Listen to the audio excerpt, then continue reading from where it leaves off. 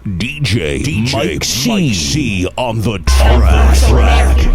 Cause that be natural. Lady D. Looking tacky. I keep my game tactful. Yo. Yeah, I'm so nappy.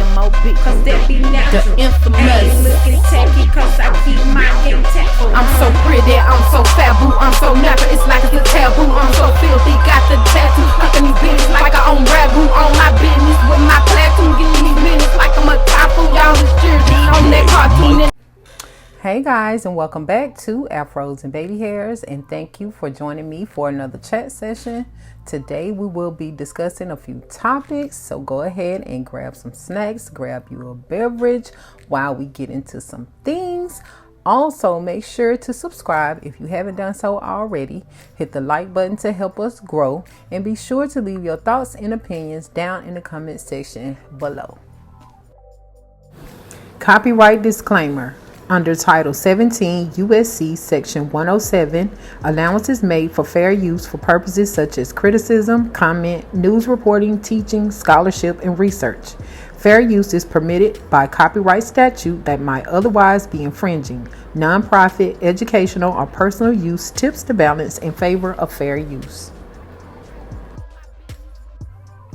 So, how's everyone doing? Hopefully all is well. I hope that you guys are staying dry and warm. And as for me, I'm doing okay. Just trying to stay afloat. Still working out the kinks of my schedule. And definitely still on a mission to stay consistent. I know I've been gone for a minute. You know, y'all been waiting a while on this particular chat session. But y'all already know life be lifing and distractions be distracting. However, we pushing through. Regardless, I'm here now. So without further ado, let's get it. So the first topic that I'm going to get into is about Chat GPT and basically just AI in particular and how it's taking over jobs. So this particular topic is coming from Business Insider, and it reads, Chat GPT may be coming for our jobs. Here are 10 roles that AI is most likely to replace. And it starts off by saying experts say Chat GPT and related AI could threaten some jobs, particularly white collar ones. It could do so by automating mid-career, mid-ability work. Business Insider compiled a list of 10 jobs this technology could replace, according to experts. Since its release in November of 2022, OpenAI's ChatGPT has been used to write cover letters, create children's books, and even help students cheat on their essays. The chatbot may be more powerful than we ever imagined. Google found that, in theory, the search engine would hire the bot as an entry-level coder if interviewed at the company. Amazon employees who tested ChatGPT said it does a very good job of answering customer support questions, is great at making training documents, and is very strong at answering queries about corporate strategy. Companies are taking notice. Both IBM and British telecommunications giant BT Group cited AI when announcing job cuts earlier this year and said that many wouldn't come back. A recent Goldman Sachs study found that generative AI tools could, in fact, impact 300 million full-time jobs worldwide, which could lead to a significant disruption in the job market. By 2030, nearly 12 million Americans in occupations with shrinking demand may need to switch jobs. A McKinsey analysis published in July found AI was deemed a key reason.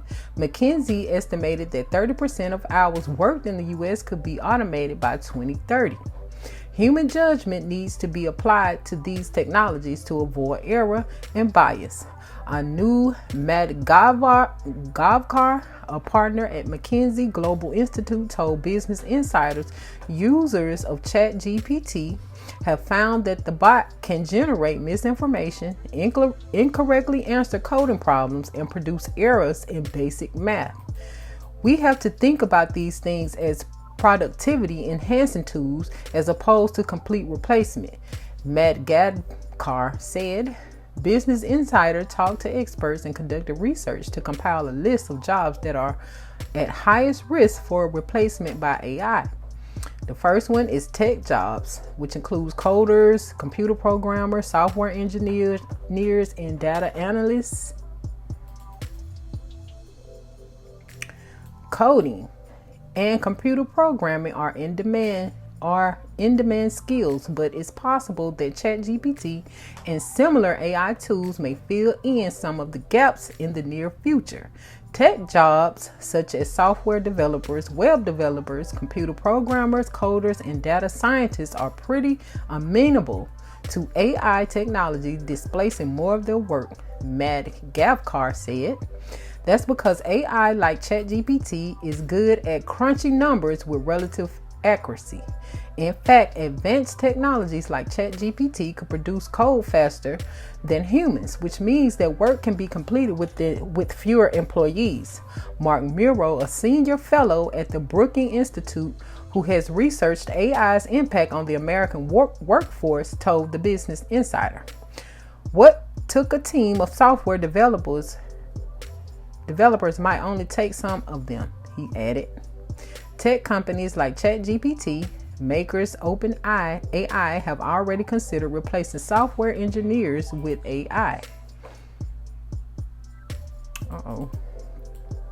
Still, Oded Nezer, a Columbia Business School professor, thinks AI will help coders rather than replace them. In terms of job, I think it's primarily an enhancer than full replacement of jobs, Netzer told CBS Money Watch. Coding and program is a good example of that. It actually can write code quite well. The next one is media jobs, which includes advertising, content creation, technical writing, journalism. It says media jobs across the board, including those in advertising, technical writing, journalism, and any role that involves content creation may be affected by ChatGPT and similar forms of AI. Matt Gadkar said, that's because AI is able to read, write, and understand text-based data well, she added.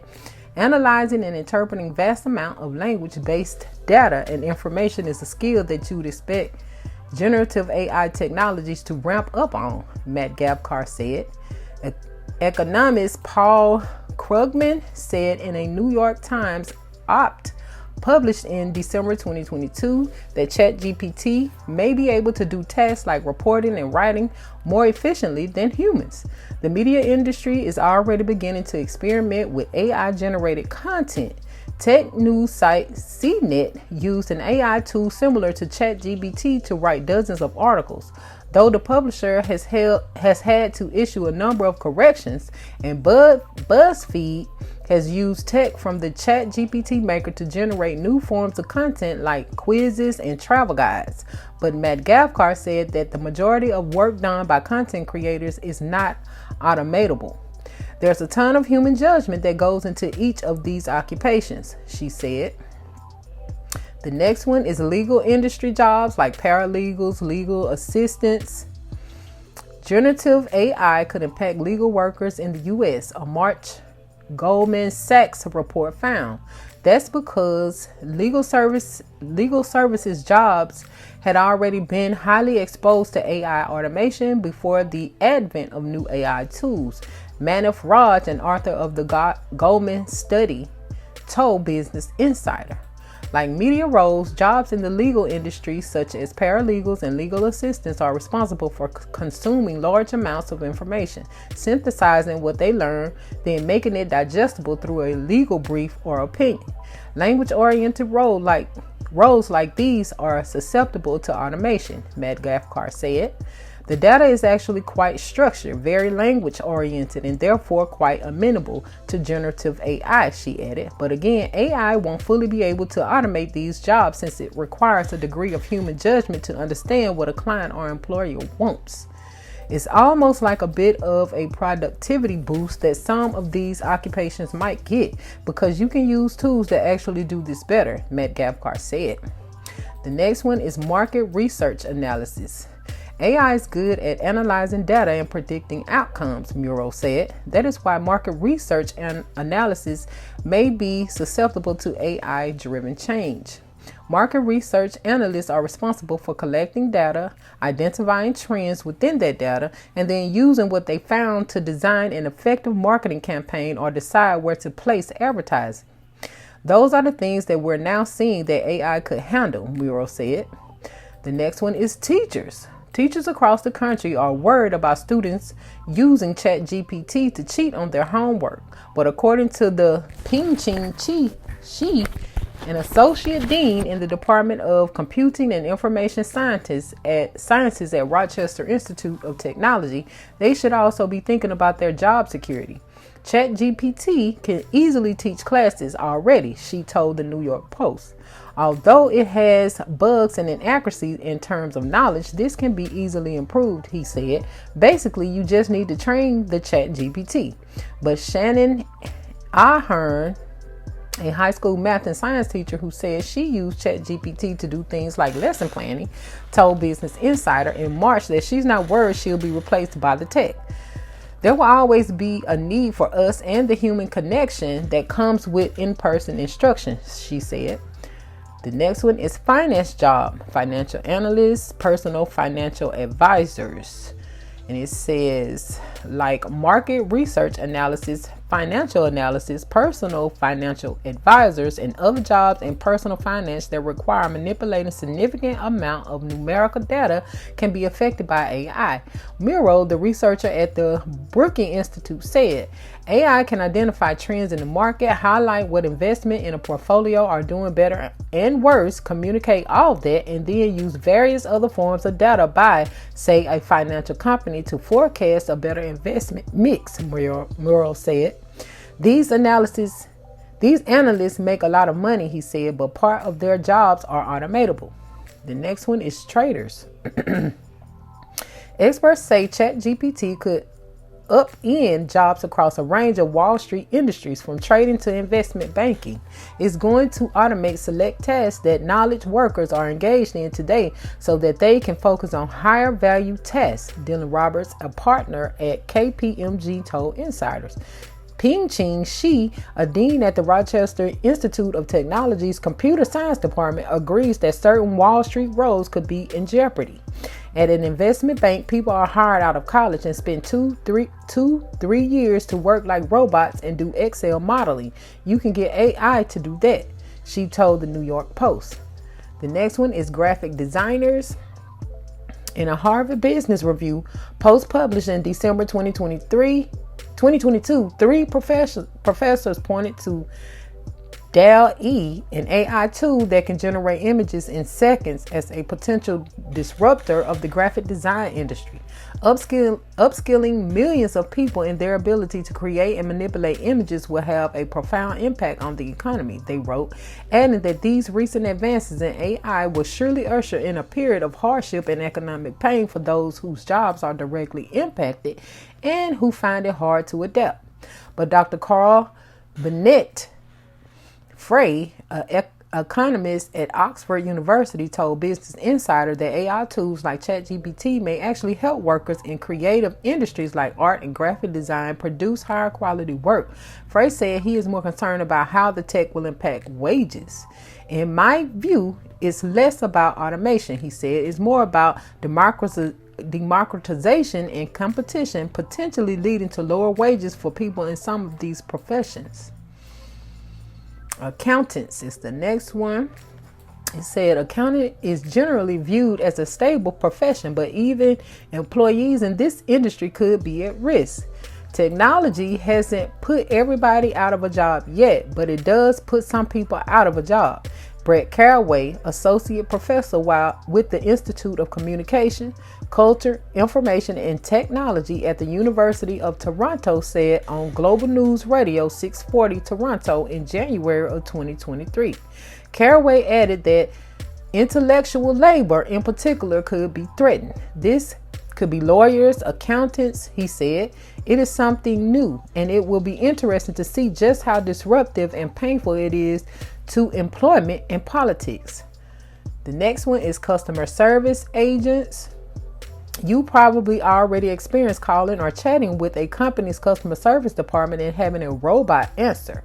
ChatGPT and related technologies could continue this trend. A 2022 study from the tech research company Gartner predicted that chatbots will be the main customer service channel for roughly 25% of companies by 2027. Well, I don't really know how I really feel about the AI taking over. I don't think that we need to be afraid, because with technology, you know that technology has a lot of glitches, as you know they were mentioning in the actual article. It's prone to error. But as far as human beings, I think that we need to learn how to utilize AI to our benefit, because you still have to command it to do certain things, and it can only go as far as you know what to tell it. It's like your intelligence has to play a part in commanding it to do whatever you need it to do, especially when it comes down to content creating, graphic designs, and all of that. You know, I've dibbled and dabbled in it a little bit, so you can only produce what your creative mind can come up with, if that makes sense. So I would just recommend people to get a little bit knowledgeable on that as well, and still utilize the old-fashioned way, just in case, you know, something happens. If it's some type of error, some type of glitch, some type of something, we cannot put, you know, all of our eggs in one basket when it comes down to AI. But I don't think people need to be afraid, because there's only so much that it can do. You get what I'm saying? So I feel like we need to educate ourselves on how it can be beneficial for us as the humans, because that's where I think that's where the jobs are going to be. We have to command the AI to do what we need it to do. So people have to be able to program and command. You get what I'm saying? Which I don't really know that much about it, but I know that it's humans behind it. Scientists, researchers, you know, maybe some geniuses. I don't know, but all I'm saying is we don't need to be afraid. We just need to evolve. You get what I'm saying? But at the same time, keep in practice the old-fashioned ways, just in case, you know, there is some type of glitch. So let me know what y'all think about it in the comment section below. And to me, before we move on, I would like to see how AI would stand in as somebody's lawyer. I mean, I guess if you represent yourself and you get all the information and come up with all the rejections and objections and all of that, and have your rebuttals on, you know, on standby. However, like I said, it would take a level of your brain power to even research on what could be the objection, rebuttal, cross-examination, and all of that in order to get the answers that you need in order to represent yourself. Other than that, I don't see how AI can represent you as far as being a lawyer or an attorney or anything like that. So anyway, like I was saying, let me know y'all thoughts on it. If y'all got some feedback, more information about it, let me know. We would all like to know. So yeah. All right, moving on to our next topic, and this is going to be on some of these 2024 recalls on different foods, and this is coming from foodsafetynews.com. So the first one is Quaker products recalled in Canada over salmonella contamination. Okay, and it says Quaker Canada is recalling various Quaker and Cap'n Crunch brand products because of salmonella contamination. This recalls follows multiple recalls in the U.S. of Quaker brand products, according to the Canadian Food Inspection Agency, better known as CFIA. The recalled products were distributed nationally in Canada and online. So it says all of the brands seem to be Quaker. So I'm gonna just go down the product list, and it's pretty lengthy. So it says the product is Harvest Crunch Original Granola Cereal. It's 475 grams. The UPC is 0555-771-05405. All best before dates from January 11, 2024 up to including July the 9th, 2024. The next one is Harvest Crunch Dark Chocolate Cranberry Almond Granola Cereal. I'm just gonna go through and give you the actual product and the codes as far as the dates that you should be looking for.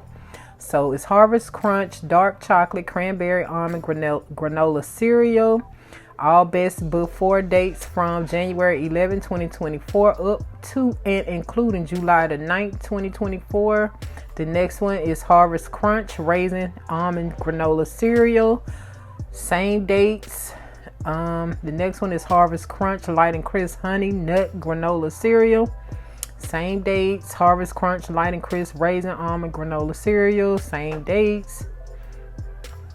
Harvest Crunch Apple Crumble Granola Cereal. Same dates. Harvest Crunch Original Granola Cereal. Same dates. Harvest Crunch Original Granola Cereal. And I guess that's a smaller package. All before dates from January 11, 2024 up to and including July the 9th, 2024. Then you have the Harvest Crunch Canadian Maple Cereal. Same dates. Harvest Crunch Cereal Light and Crisp Honey Nut Value Pack. Same dates. Chewy Chocolate Chip Granola Bars. All best before dates from January 11, 2024 up to and including September the 7th, 2024. Chewy S'mores Granola Bars. Same dates as the last one. Chewy Rocky Road Granola Bars. Same as the last one as far as the dates. Chewy Apple Fruit Crumble Granola Bars. Same date as the last one. Chewy Fruit Crumble Peach Granola Bars. And this says from January 11, 2024 up to and including July 9, 2024. The next one is Chewy Caramel Chocolate Granola Bars. All best dates from January 11, 2024 up to and including July 9, 2024. Chewy Fruit Crumble Strawberry Granola Bars. Same dates. Chewy Chocolate Chip Granola Bars. And this is all best before dates from January 11, 2024 up to and including September the 7th, 2024. The next one is Chewy S'mores Granola Bars. All best before dates from January 11, 2024 up to and including September the 7th, 2024. The next one is Chewy Chocolatey Fun Granola Bars. And all best before dates from January 11, 2024 up to and including July 9, 2024. Quaker.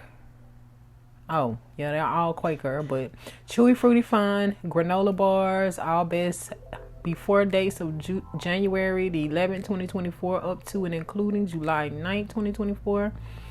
Chewy Fruity Fun Granola Bars. This is a smaller package. Same date. Chewy Chocolate Chip Granola Bars. And same start date up until September the 7th, 2024.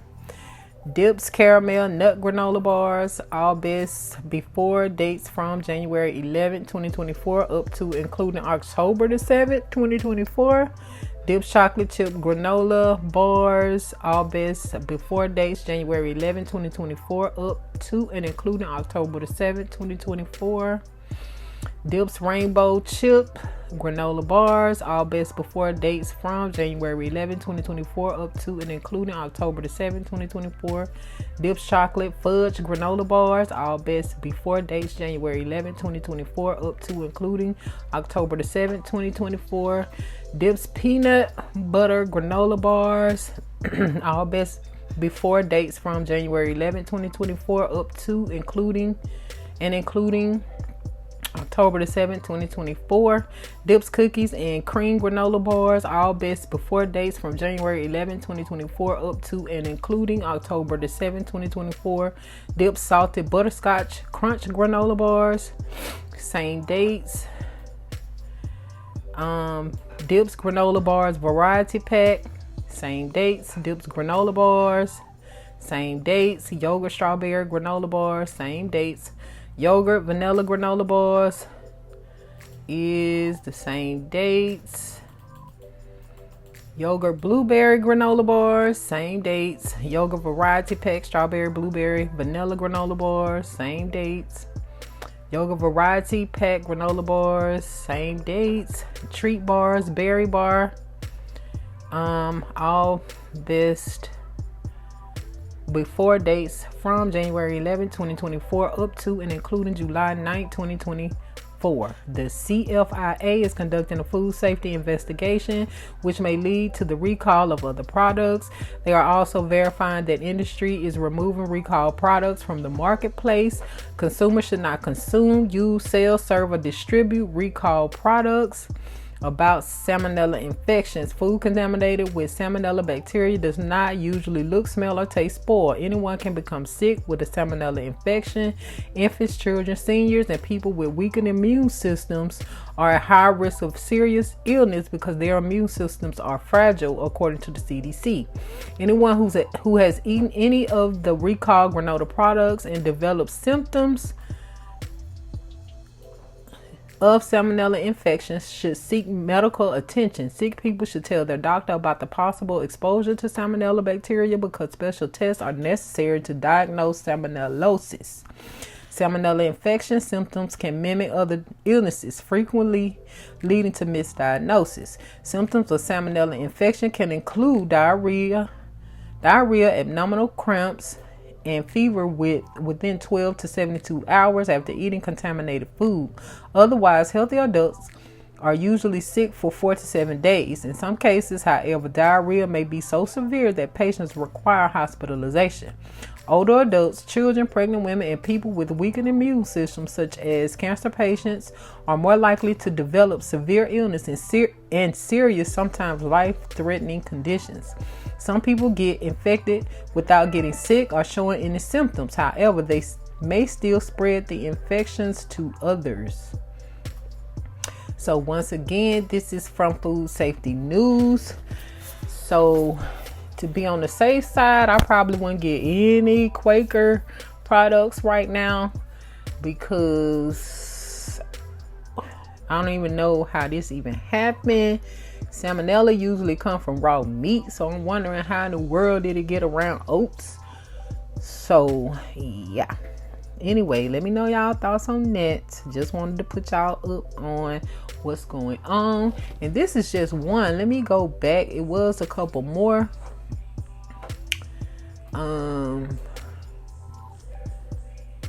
So this one said Quaker Oats expands December product recall over salmonella contamination. So let's see what it says, if there's any difference.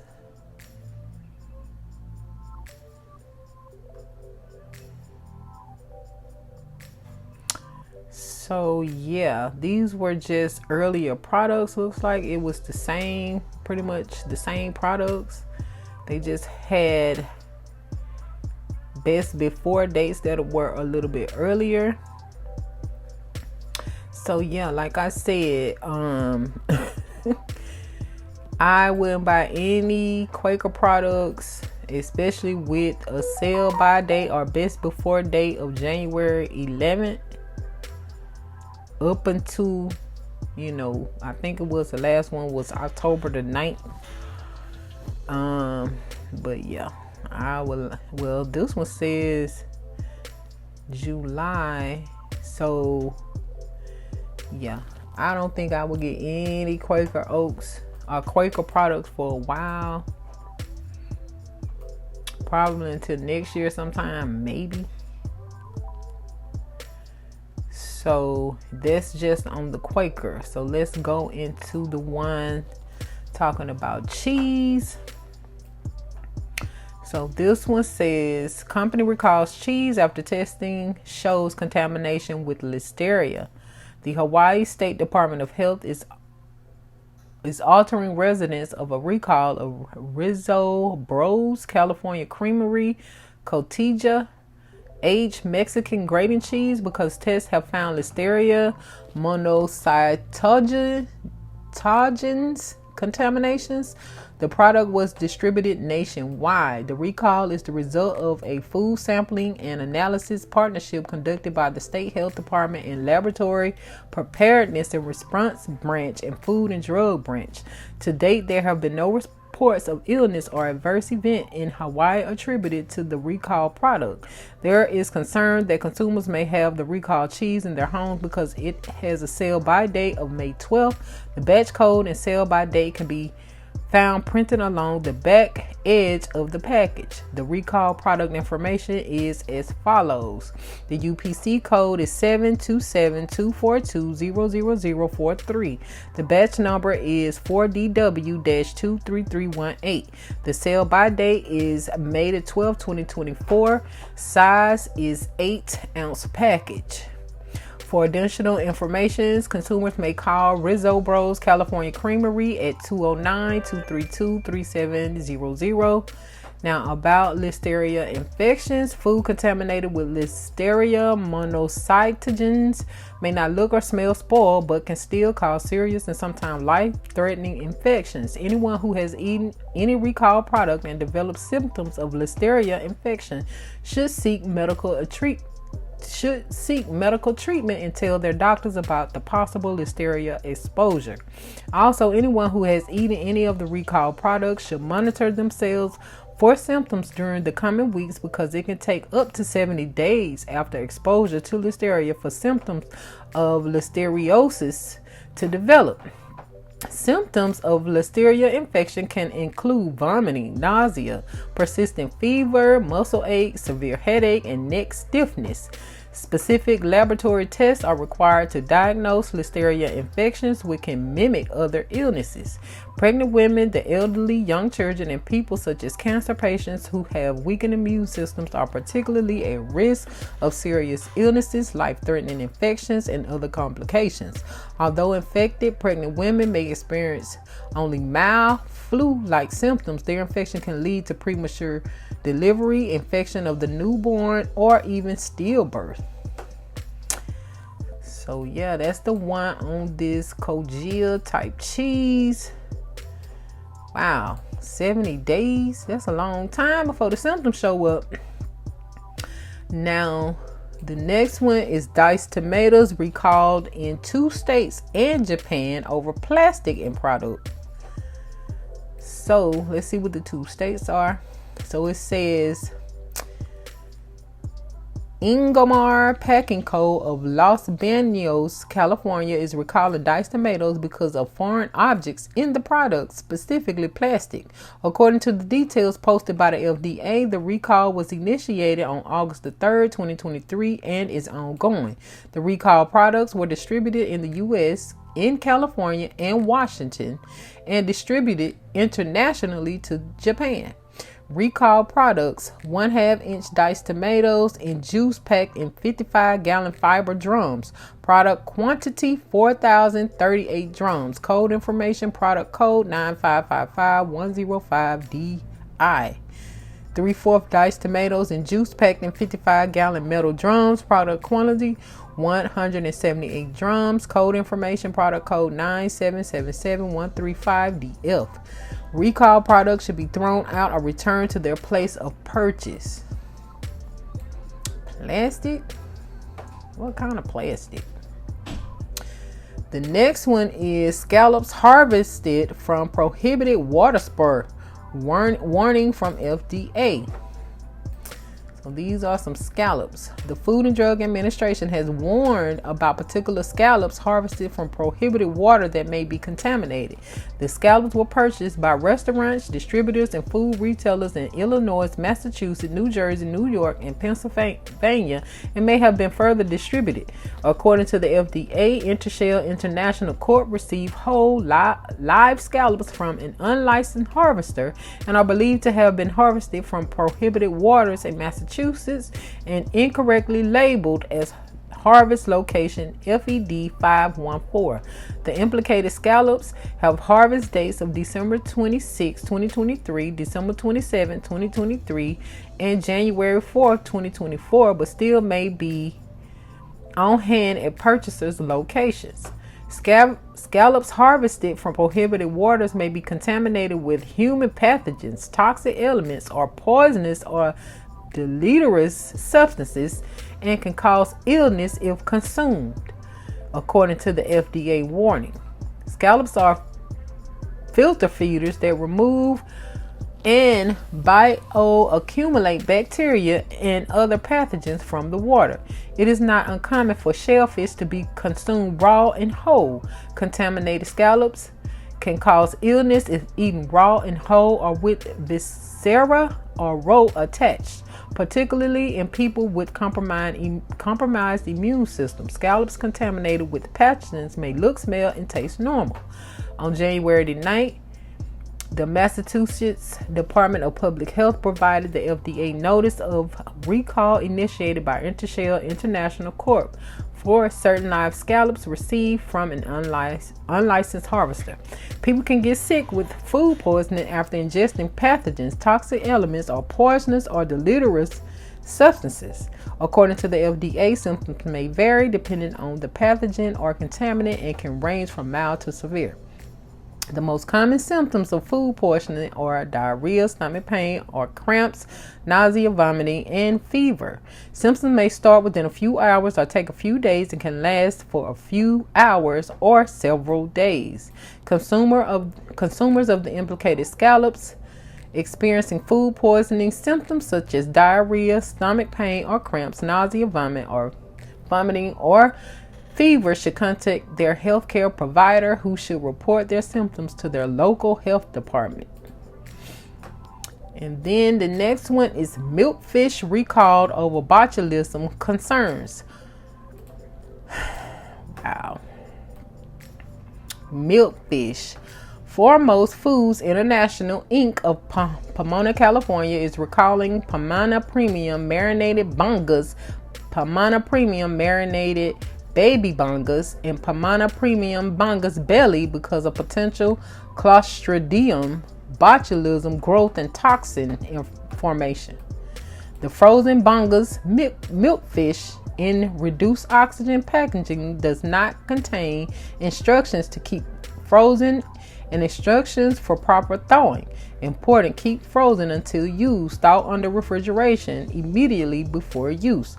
According to the details posted online by the FDA, the recall was initiated on December the 1st, 2023 and is ongoing. The recalled products were distributed in the U.S. to supermarkets in California, Hawaii, Washington, Illinois, Nevada, and Texas. Recalled products: Pomona Premium Marinated Bangas, deboned marinated milkfish, net weight to be weight at time of sale, product quantity 407 boxes. Pomona Premium Marinated Baby Bangas, deboned marinated baby milkfish, net weight to be weight at time of sale, product quantity 432 boxes. Pomona Premium Bangas Belly, cut deboned milkfish belly 340 grams, which is 120 ounces. Product quantity 448 boxes. Recalled products should be thrown out or returned to their place of purchase. About botulism. While a variety of illnesses can result from eating underprocessed food, one of the most dangerous is botulism poisoning. Untreated botulism can paralyze the muscles needed for breathing, resulting in sudden death. Anyone who has eaten any recalled products and developed signs of botulism poisoning should immediately seek medical attention, according to the U.S. Center for disease control and prevention. In foodborne botulism, symptoms generally begin 18 to 36 hours after eating contaminated food. However, symptoms can begin as soon as 6 hours after or up to 10 days later, according to the CDC website. The symptoms of botulism may include some of all of the following: double vision, blurred vision, drooping eyelids, slurred speech, difficulty swallowing, difficulty breathing, a thick feeling tongue, dry mouth, and muscle weakness. People with botulism poisoning may not show all of these symptoms at once. These symptoms result from muscle paralysis caused by the toxin. If untreated, the disease may progress and symptoms may worsen to cause paralysis of specific muscles, including those used in breathing and those in the arms, legs, and the body from the neck to the pelvis area. Ooh, child. They can have that.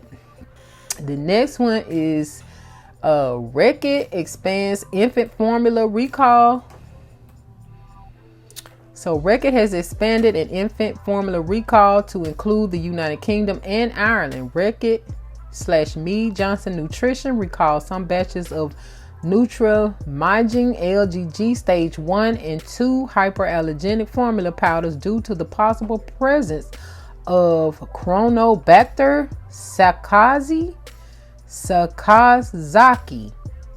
The affected stage 1 formula 400 gram has batch code ZL3F7D and best before July 1st, 2025. Stage 2 formula 400 grams with the same date but batch code ZL3FAA and ZL3FDM are also involved. Both products are for special medical purposes for infants. They are mainly prescribed but are also available without a prescription. The Food Safety Authority of Ireland said the majority of products has been sold by pharmacies. There have been no reported illnesses associated with the formulas. Previously, Mead Johnson Nutrition Canada Co. recalled certain Enfamil brand Nutrimaging A+ LGG hyperallergenic infant formula. Reckitt Mead Johnson Nutrition also recalled selected batches of Enfamil brand Nutrimaging powder in the United States. Reckitt said the recall was a precaution due to an isolated overseas sample of the product testing positive for Chronobacter sakazaki, adding it was conducting an investigation. Action was taken due to a possibility of cross-contamination with Chronobacter. All distributed product went through testing by Reckitt Mead Johnson Nutrition and was negative for the bacteria. Spain has posted a notice on the Rapid Alert System for Food and Feed, reporting suspected Chronobacter sakazaki contamination in a special medical purpose food manufactured in the U.S. About Chronobacter. Food contaminated with Chronobacter may not look or smell spoiled but can still cause serious illness. In some cases, it can cause fatal infection. Chronobacter can cause rare bloodstream and central nervous system infection and has been associated with severe intestinal infection, necrotizing enterocolitis, and blood poisoning, sepsis, especially in newborns. Severe cases often lead to death. Ooh, how did they let that get in the same facility where they make baby formula? When they say all the time that babies are very much so high risk for everything. Anyway, the next one is California health official issue public warning about Shimshad products because of botulism risks. Another botulism? Okay. The California Department of Public Health is warning consumers not to eat Shimshad's mulberry molasses and mulberry jam jarred food products because they were produced outside of the health department's cannery program oversight, making them susceptible to contamination with Clostridium botulinum.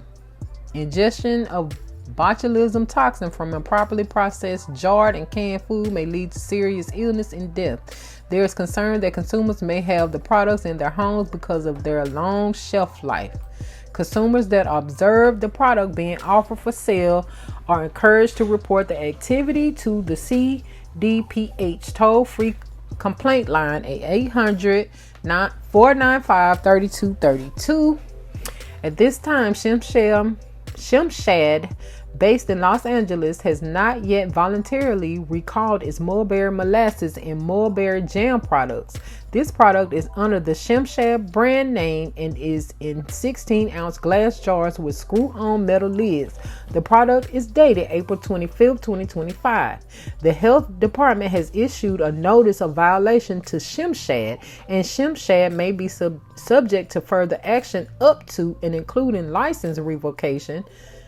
According to the health department warning, the food products were sold at grocery stores in Southern California, including Woodland Hills Market in Woodland Hills, Q Market in Van Nuys, and Wholesome Choice Market in Irvine. Botulism toxin is odorless and colorless, so consumers cannot determine if their product is affected. Consumers with any of these products or any foods made with them should discard them immediately. Double bag the jars in plastic bags that are tightly closed, then place them in a trash receptacle for non-recyclable trash outside of the home. Consumers should wear rubber or latex gloves when handling these products, or wash their hands with soap and running water for at least 2 minutes after handling any contaminated food or containers. Botulism is a rare but serious paralytic illness caused by a nerve toxin produced by Clostridium botulinum. The initial symptoms frequently experienced are double or blurred vision, drooping eyelids, and dry or sore throat. Progressive descending paralysis, usually symmetrical, may follow. Additional symptoms may include slurred speech, difficulty swallowing, the inability of the neck muscles to support the head, and a paralysis of the extremities and respiratory muscles. Infants with botulism appear lethargic, feed poorly, are constipated, and have a weak cry and poor muscle tone. The health department recommends that consumers experiencing any ill effects after consuming this product consult their healthcare provider. Wow. The next one is Blue Ridge beef recall expanded to include 9 additional states. This says Blue Ridge Beef's recall of 2-pound logs of kitten grind, kitten mix, and puppy mix because of salmonella and Listeria monocytogenes contamination has been updated to include all states that may have received the recall product lot numbers. States added to the initial recall include Florida, Iowa, Illinois, Michigan, Ohio, Oregon, Rhode Island, Tennessee, and Wisconsin. Salmonella and Listeria monocytogenes can affect animals eating the product, and there is risk to humans from handling contaminated pet products, especially if they have not thoroughly washed their hands after having contact with the products or any surfaces exposed to these products. Pets with salmonella and listeria infections may be lethargic and have diarrhea or bloody diarrhea, fever, and vomiting. Some pets will have only decreased appetite, fever, and abdominal pain. Infected but otherwise healthy pets can be carriers and infect other animals or humans. If your pet has consumed the recall product and has these symptoms, please contact your veterinarian. On December the 15th, the firm was notified by the North Carolina Department of Agriculture and Consumer Services that 1 lot of each of the products were sampled and tested positive for Salmonella and Listeria monocytogenes. The firm is recalling all lots with the use by dates between N24/11/24 to N24/12/24.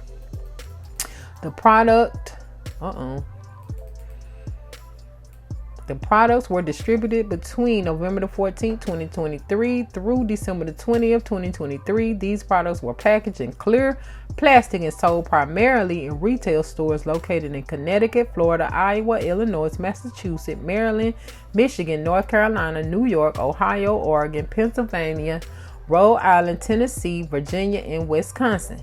The lot numbers are used The lot numbers and use by dates are located on the silver tabs at the end of the tubes. So it says the Kitten Grind 2 pounds UPC 8542980011016, and the use by dates was N241124 to N24111224. The Kitten Mix 2 pound UPC number 85429800246.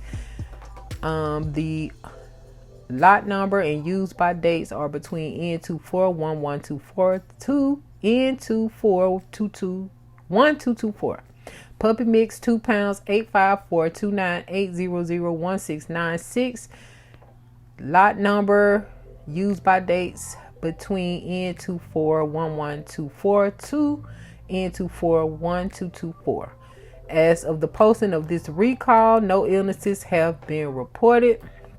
Consumers who have purchased these products are urged to contact Blue Ridge Beef at blueridgebeefnc@yahoo.com for a full refund and destroy the food in a way that children, pets, and wildlife cannot access. Recalled pet food should not be sold or donated. Do not feed the recalled product to pets or any other animal. Wash and sanitize pet food bowls, cups, and storage containers. Consumers should always ensure they wash and sanitize their hands after handling recalled food or any utensils that come in contact with recalled food. About salmonella infections. Food contaminated with salmonella bacteria does not usually look, smell, or taste spoiled. Anyone can become sick with salmonella infections. Infants, children, seniors, and people with weakened immune systems are at higher risk of serious illness because of their immune systems are fragile, according to the CDC. Anyone who has handled any of these recalled products and developed symptoms of salmonella infections should seek medical attention. Sick people should tell their doctors about the possible exposure to salmonella bacteria because special tests are necessary to diagnose salmonellosis. Salmonella infection symptoms can mimic other illnesses, frequently leading to misdiagnosis. Symptoms of salmonella infection can include diarrhea, abdominal cramps, and a fever within 12 to 72 hours after eating contaminated food. Otherwise, healthy adults are usually sick for 4 to 7 days. In some cases, however, diarrhea may be so severe that patients require hospitalization.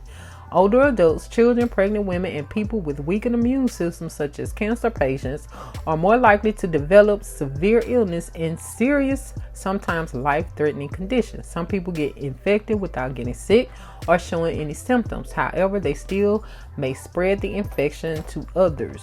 About listeria infections. Food contaminated with listeria monocytogenes may not look or smell spoiled, but can still cause, well, I already read that. Y'all already know. So yeah, that is once again the Blue Ridge beef recall for dog food. Well, dog and cat food. So next is on the charcuterie meat products recall, possible connection to multi-state outbreak. Okay, Fratelli Beretta USA Inc. of Mount Olive, New Jersey is recalling approximately 11,097 pounds of Prosecco food brand ready-to-eat charcuterie meat products that may be contaminated with salmonella, according to the U.S. Department of Agriculture's Food Safety and Inspection Services. The problem was discovered when FSIS was notified that a sample collected by the Minnesota Department of Agriculture tested positive for salmonella. FSIS is working with the Centers for Disease Control and Prevention and state public health partners to investigate a multi-state outbreak of salmonella. Minnesota collected unopened, ready-to-eat charcuterie sampler products as part of the investigation. The product tested positive for salmonella. Further testing is ongoing to determine if the product sample is related to the outbreak. The investigation is ongoing. These items were shipped to Sam's Club distribution centers in Georgia, Illinois, Indiana, Minnesota, North Carolina, Ohio, Oklahoma, and Texas. The ready-to-eat charcuterie sampler product was produced on October the 30th, 2023. The recalled products is 18-ounce plastic tray packages containing Bossetto Foods charcuterie sampler, prosciutto, sweet suppressata, and dry copper with lot code L07533030 and best if used by April 27, 24. The products are sold as a twin pack with 2 9-ounce packages. The products subject to recall bear establishment number established 7543B inside the USDA mark of inspection and established number 47967 printed with the lot and date code. FSIS is concerned that some product may be in consumers' refrigerators. Consumers who have purchased these products are urged not to consume them. These products should be thrown away or returned to the place of purchase. And then they go into the salmonella, explaining the salmonella infection again. So I'm not going to read that again.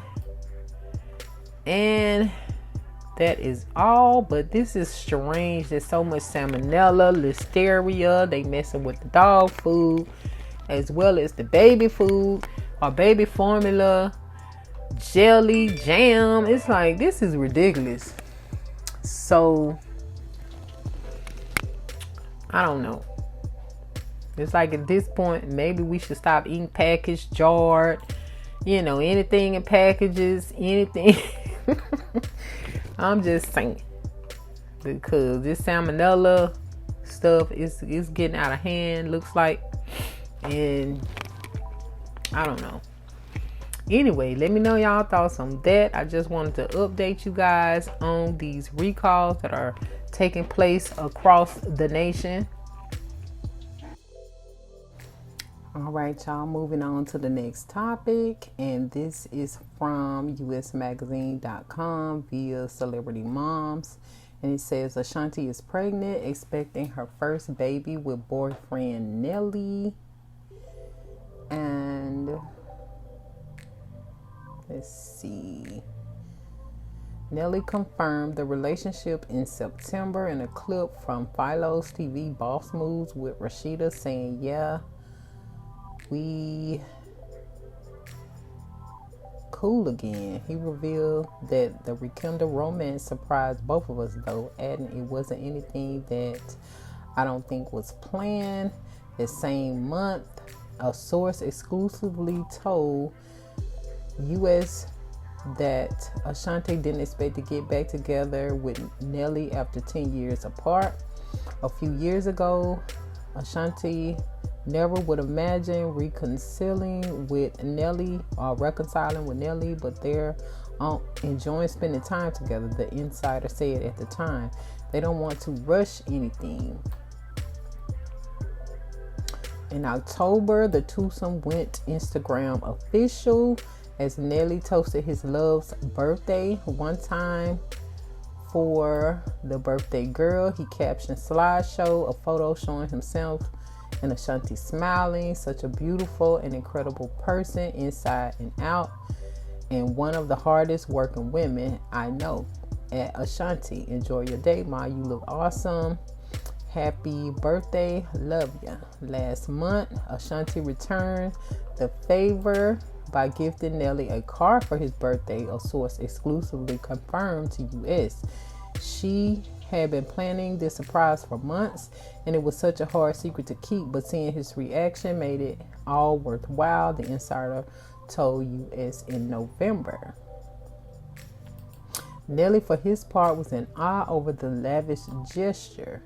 He was in total shock and overcome with emotion when he saw it. The gift meant the world to him because it had a much more sentimental reason behind it, the source explained. This was Nelly's dream car since he was a kid, and he couldn't believe Ashanti gave him such a thoughtful gift. It's one of the best presents he's ever received. After Nelly shared a picture of the new car via social media, he hinted that he and Ashanti were planning to start their own family. When a fan wrote in the comment section of his Instagram post, "Get her pregnant at Nelly," the rapper replied, "I'm on it." So that's what it had to say about Nelly and Ashanti. I don't really have any feedback for that. Honestly, I thought she had already given Nelly a baby years ago, but I could be wrong. It's saying that this will be her first baby, but I could have sworn that Ashanti was pregnant for him a few years ago. But anywho, congrats on that. Congrats on the relationship. I think they were happy together back in the day. I don't know what exactly happened, the reason for the split back then, but it's all good when you can come back together and rekindle something that was good. So let me know y'all thoughts on that.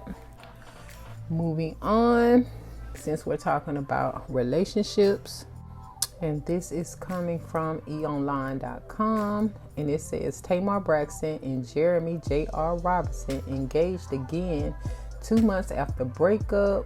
See her ring. Tamar Braxton announced she's engaged to Jeremy J.R. Robinson again after a real hard conversation about their relationship. "We thought we hated each other." Tamar Braxton is unbreaking her heart. The Love and War singer is engaged to Jeremy J.R. Robinson once again after a brief breakup, she announced on Instagram. Reflecting on their initial split, Tamar captioned a video of JR proposing for a second time on Christmas morning. "3 months ago, we thought we hated each other and we were completely over. Here we are after a simple football game box you got for your birthday and one real hard conversation. We knew that whatever happened in the past was just that, and anything other than us and our family only mattered," the younger sister of Toni Braxton continued. "So the truth is, we don't care if anyone disagrees with it. We choose to love each other out loud and proud because we found something worth fighting for and forgiving each other for every day in front and behind the scenes." Adding that the couple's troubles are miles away, Tamar wrote in a note to JR, "I love you with my entire heart."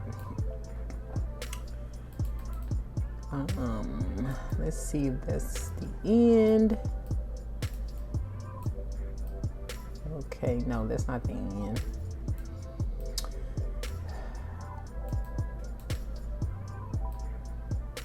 Give me just a second. So yeah, all of these pop-ups. So anyway, Tamar and JR's love story began on her Peacock dating show, Queen's Court. During the finale in March, JR got down on one knee and popped the question, telling the 46-year-old, "I'm here forever because I don't see my life without you." However, almost 7 months later, the personal injury attorney shared that he had ended the relationship to focus on getting back to positive energy and being a better person. What happened and why? That's our private place, JR wrote in an October the 2nd statement to his Instagram story. "No, I never cared about fame. Who reveals their most embarrassing moments in their life to find fame? The truth is, I was in an amazing place financially and mentally. I turned down Queens several times before I gave in. Ultimately, I fell in love and it did not end how I wanted it. So what made them reconcile? For one thing, their strong connection. I had to fight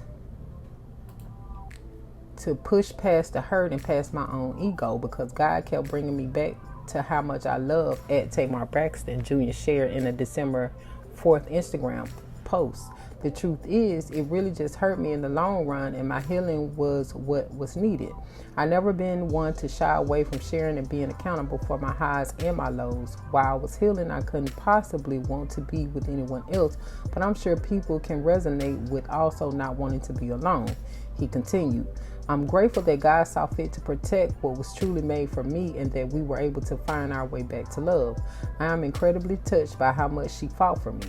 To see Tamar's Christmas engagement ring, as well as how other stars celebrated the holidays this year. Keep reading. Now, I don't want to get into no other celebrities, but I just wanted to touch on Tamar getting back with Jeremy, because that was a weird breakup, in my opinion, because I think she was robbed in his parking garage, and she was saying that he didn't do anything to come and, protect her or do anything about the robbery and all of that. So I don't know.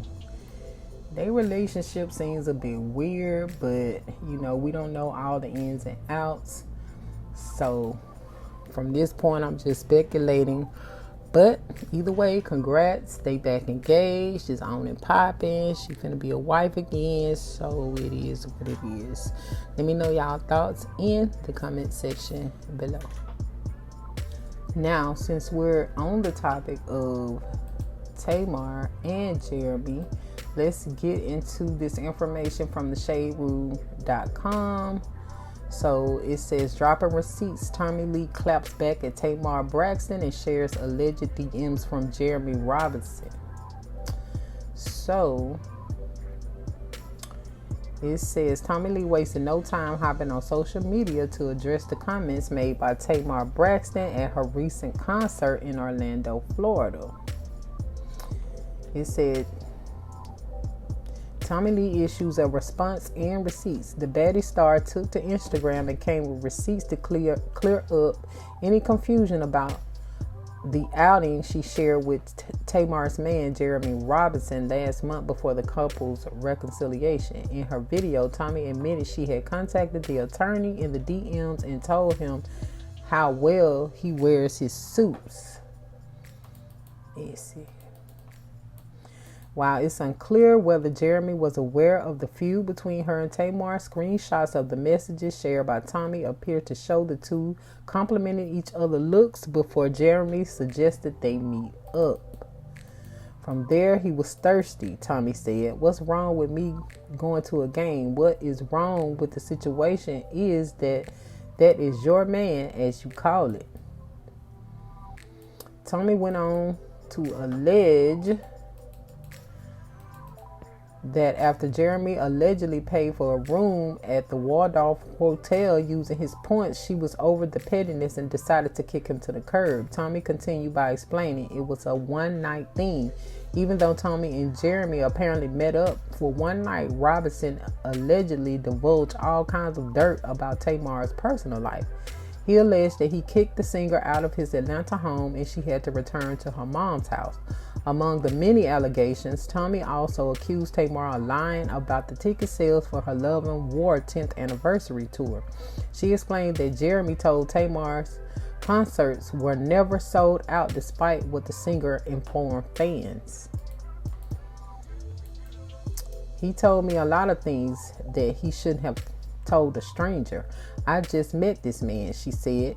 If that's your man, as you say, then you need to check him and check your situation to see if you're sleeping with the enemy or not.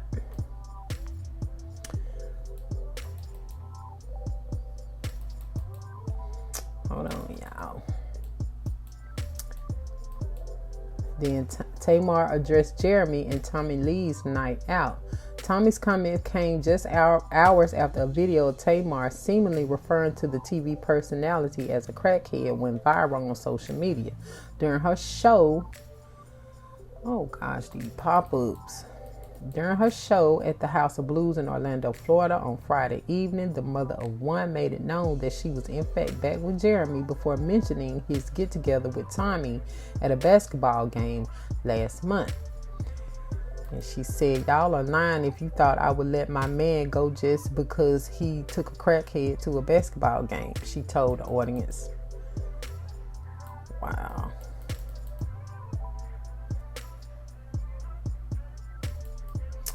And from there, that is all I see, unless these pop-ups was hiding something. But in this situation, I guess that's why in the last article, Jeremy was saying something about he didn't want to be alone, but he didn't want to lose Tamar either. So it sounded like he was kind of admitting that he was, still on the prowl, trying to find him somebody in the meantime, in between time. However, I think men are sometimes so messy. Like, why did you have to talk about your so-called ex at the moment to this new person that you know nothing about, you just getting to meet, and you want to spill all of this girl's business to this random person? Like, if you want to date with somebody new, then talk about yourself. Talk about something else other than your ex. Because clearly, if you're talking about your ex, then that's who your mind is on at the time. So, like, it seems like he didn't have anything interesting to talk about other than Tamar. And it was almost like a clout chasey type move. You know what I'm saying? Because in this situation, Tamar is the real only star. So yeah. Anywho, let me know y'all thoughts and what do y'all think about this Jeremy dude. It's a bit fishy to me, but hey, not my circus, not my zoo, and not my monkeys. All right, for the next topic, we're going to be discussing Chrisean Rock and Cardi B's ex Offset were together on night of Blueface's cheating accusation. And this is from the HindustanTimes.com. And it says Blueface kicked off the controversy on Sunday, December the 10th, with explosive tweets accusing his ex-girlfriend Chrisean Rock of being intimate with Offset. The hip-hop world is no stranger to drama. In the latest episode involving Blueface, Offset and Chrisean Rock has sent shockwave through social media. Complex reports a tangled web of accusation, infidelity claims, and a paternity test, leaving fans in suspense. Blueface kicked off the controversy on Sunday, December 10th, with explosive tweets accusing his ex-girlfriend Chrisean Rock of being intimate with Offset. The rapper left no room for speculation, detailing the alleged encounter on November the 10th at 4 a.m. at Offset's and Cardi B's Los Angeles residence. And it says from the Daily Loud update, it has now been confirmed that Chrisean Rock and Offset were in fact at the same party on November 10th. Blueface claims that night Chrisean slept with Offset. So that was from Daily Loud. Hold on, I'm trying to get past all of the advertisements. Offset swiftly responded on social media, vehemently denying any involvement with Chrisean. I ain't never talked or touched that lady. Real talk, man, you need some help. Offset proclaimed, attempting to douse the flames of the escalating situation. However, Blueface persisted, standing by his claims and challenging Offset's denial. Cardi B, no stranger to rumors surrounding Offset's fidelity, had previously issued legal threats against those spreading misinformation. This latest episode adds another layer to the ongoing drama of Offset's alleged indiscretions. The larger narratives involve Blueface and Chrisean's tumultuous relationship, now intensified by a paternity test. Blueface announced that he willingly took a DNA test to determine the paternity of Chrisean's son, revealing results that allegedly prove he is not the father. This revelation adds complexity to the already intricate web of relationships and claims. As fans and followers eagerly await the next twist in this hip-hop soap opera, the spotlight remains firmly fixed on the personal lives of these rap stars. Offset's swift denial, Cardi B's historical stance on infidelity accusations, and the ongoing saga between Blueface and Chrisean all contribute to the high stakes and heightened drama of this social media storm. So wow.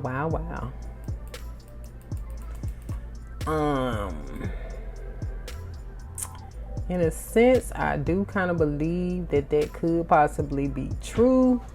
That Chrisean may have messed around with Offset. It's possible. You know what I'm saying? However, I know that a lot of these celebrities are doing a lot of things for clout. They could have collaborated on this whole incident just to get the fans talking, or the people talking in general. Because I find it strange that Blueface suddenly, did an at-home paternity test when they just did a paternity test on some show that I heard. I don't know if it's true, but I heard he did a paternity test prior to that one. So why all of a sudden now are you taking one at home? Why are you all of a sudden in denial about this little boy once again? And we also know that Offset has an album or had an album coming out around this time. So this publicity, is giving, putting him in a spotlight right now to have all of this going on. And with the spotlight on him, what better opportunity than to promote your music? So we just got to keep in mind that these people are on social media. Everybody's doing whatever they're doing for clout, for clicks, for views, for sales. You know what I'm saying? So they may have collaborated on doing this type of drama or whatever just for, different purposes. However, if it's true, then I don't know. I mean, I don't even know if she was really cool with Cardi B or anything like that. I've never heard of them hanging together or even talking to each other like that. I think at one point Cardi B may have reached out to Chrisean to give some parenting advice. But other than that, I didn't know them to be friends or anything like that. However, everybody knows that Offset is Cardi B's husband. So, why would you want to be dealing with somebody who's married? I don't understand. But whatever. But what I'm trying to get at, I'm trying to see, is Chrisean really in the wrong in this situation? And then for Cardi B to later come back and say that her and Offset were broken up, they're getting a divorce or whatever like that. So I don't really know. You know what I'm saying? I don't really know how to feel about this situation unless that was her homegirl. Then yes, that would be jacked up. And also if Offset and Blueface were cool, that would be jacked up. So depending on how cool these people were, then yes, it's wrong. However, if they wasn't cool, and if Cardi B was actually, done with Offset, then it doesn't matter at this point. So, yeah, let me know y'all thoughts on that. Moving on to the next topic, and this is coming from BET.com, and this is on Tracy Edmonds sheds lights on Deion Sanders' breakup details. It says the television producer says she was motivated to speak out to shut down false narratives about their breakup. I was shocked to hear that they had broke up, so I'm interested in knowing why.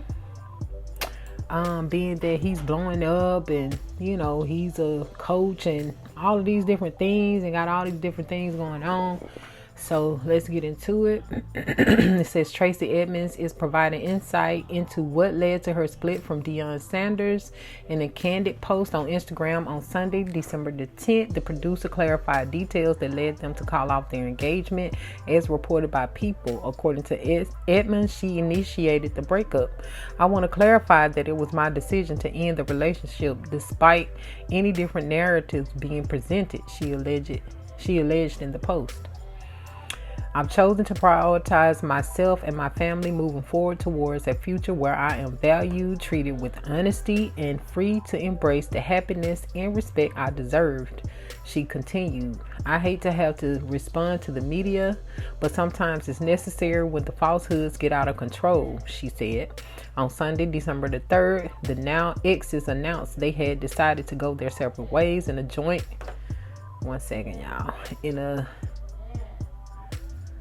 statement on Instagram, as reported by People. The announcement was accompanied by a throwback image from 2018 at the NFL Honors Ceremony.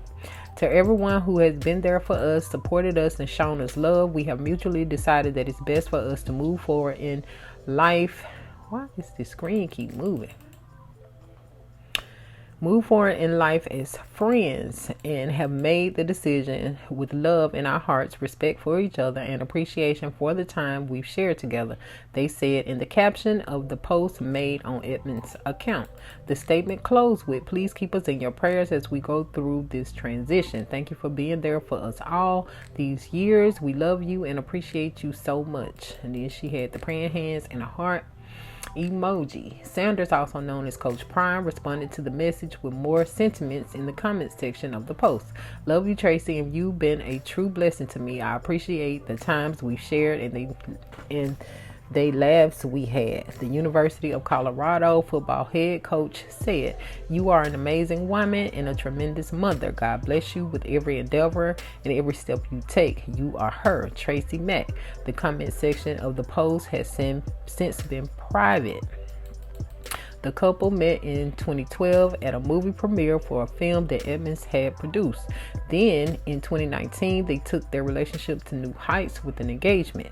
Edmonds is moms to son Brandon and Dylan, whom she shares with ex-Babyface. The former athlete is a dad to a daughter, DeAndrea, 31, a son, Dion Jr., 29, with ex-wife Carolyn Chamber. He also has 3 more kids with his second wife, Pilar Biggers Sanders, sons Shiloh, 23, Shador, 21, and daughter Shalomi, 18. So yeah, like I said, I thought I didn't know that they had broke up.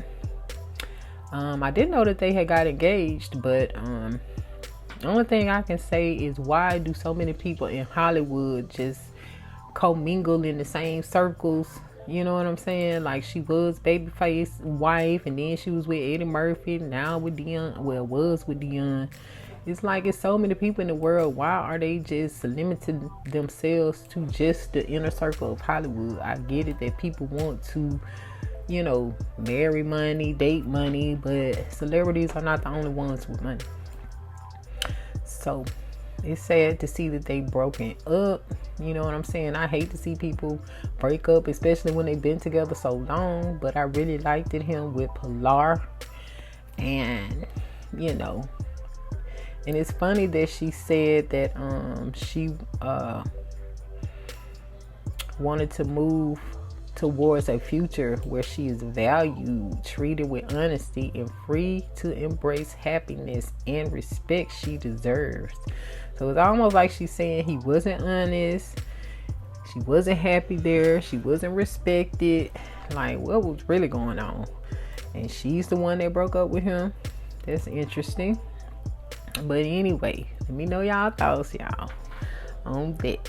So the next topic is basically on this Christian Keys dude. He was a actor that appeared in a lot of Tyler Perry plays and movies or whatever like that. And I heard that he came forward and said that some billionaire, person had, he alleged that this person had somewhat sexually harassed him or something like that. So I'm getting the deets from balleralert.com to see, how did they come to terms with him excluding Tyler Perry as the culprit. So anyway, it says Christian Keys appears to confirm that Tyler Perry was not the Hollywood powerful man who harassed him. It says days after Keys went live to detail years-long sexual harassment at the hands of a powerful billionaire, he liked to tweet about Perry not being his harasser. Watching Christian Keys and can tell he is clearly a victim. Only $3 grant to his name and violated by a gay billionaire. And no, I don't believe it was Tyler Perry. I wish Christian would have taken action. The man will still have his money and good name, and Christian will remain broken, the tweet read. So that's the tweet he liked on. In case you missed it, the actor held a live stream on Instagram to speak about a wealthy figure in the film industry who frequently made passes at him and even offered him $100,000 to strip, and once tried grabbing his penis. Keys claimed this individual was somebody who was greatly loved, and revealing their identity would have a significant impact on the entertainment industry. This sparked massive debates on social media regarding who it might be. Many believe the culprit was none other than Tyler Perry. Keys rose to fame through his work on the early Madea plays. He is also the creator of the BET series All the Queen's Men, which Perry executive produces. Therefore, it's unlikely that he was referring to Perry, though it's possible. For now, Keys is not revealing the name. Instead, he is planning to turn over audio recordings of the person's voice to police. Perry has not commented publicly on the matter.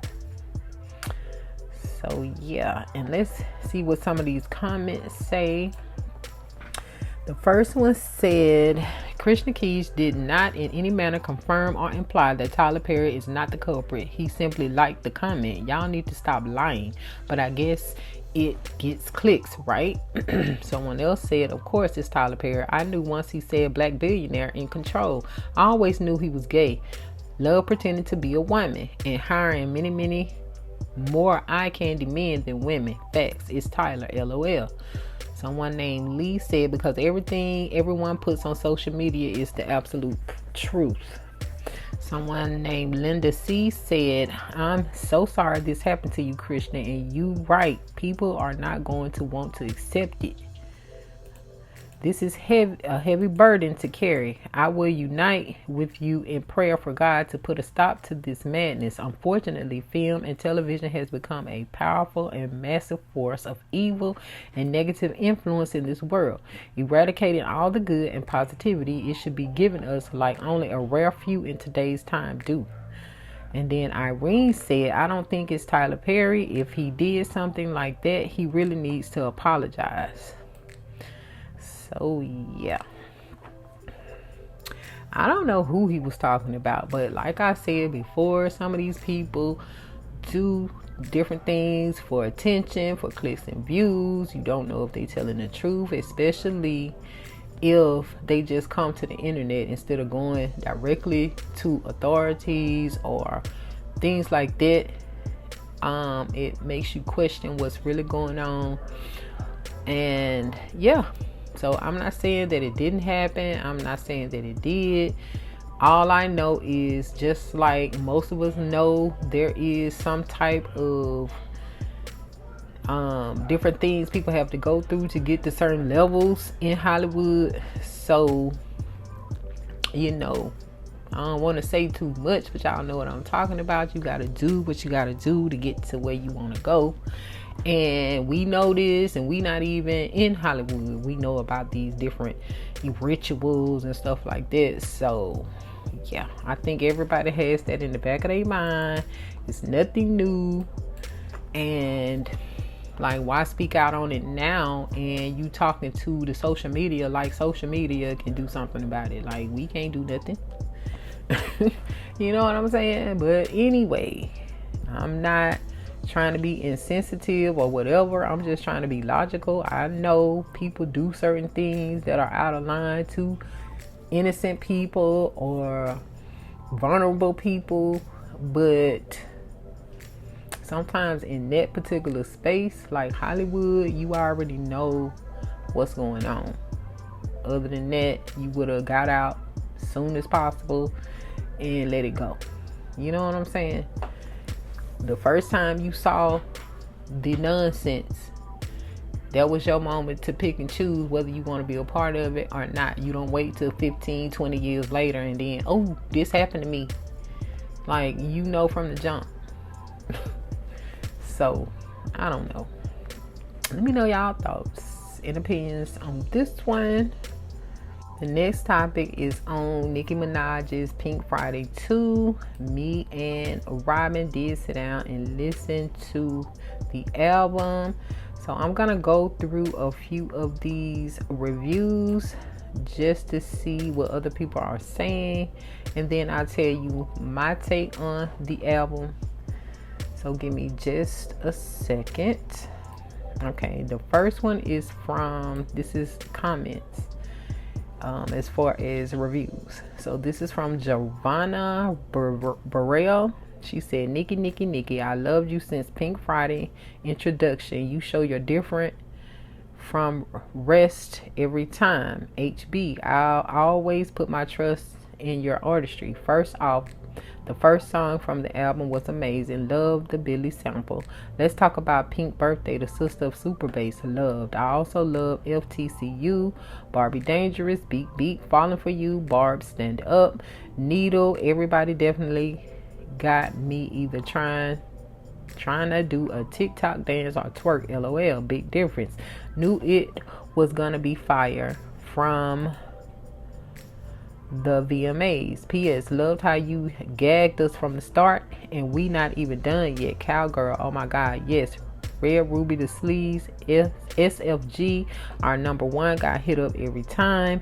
My life, I love it. And let's just say I love the whole album, okay? I can't wait to hear the 4 other songs. Oh my god. Monica, Nikki, Monique, Cole, Keisha Cole, Nikki, and Monica group. If y'all ain't know, 50 Cent coming and more. Girl, I love it here.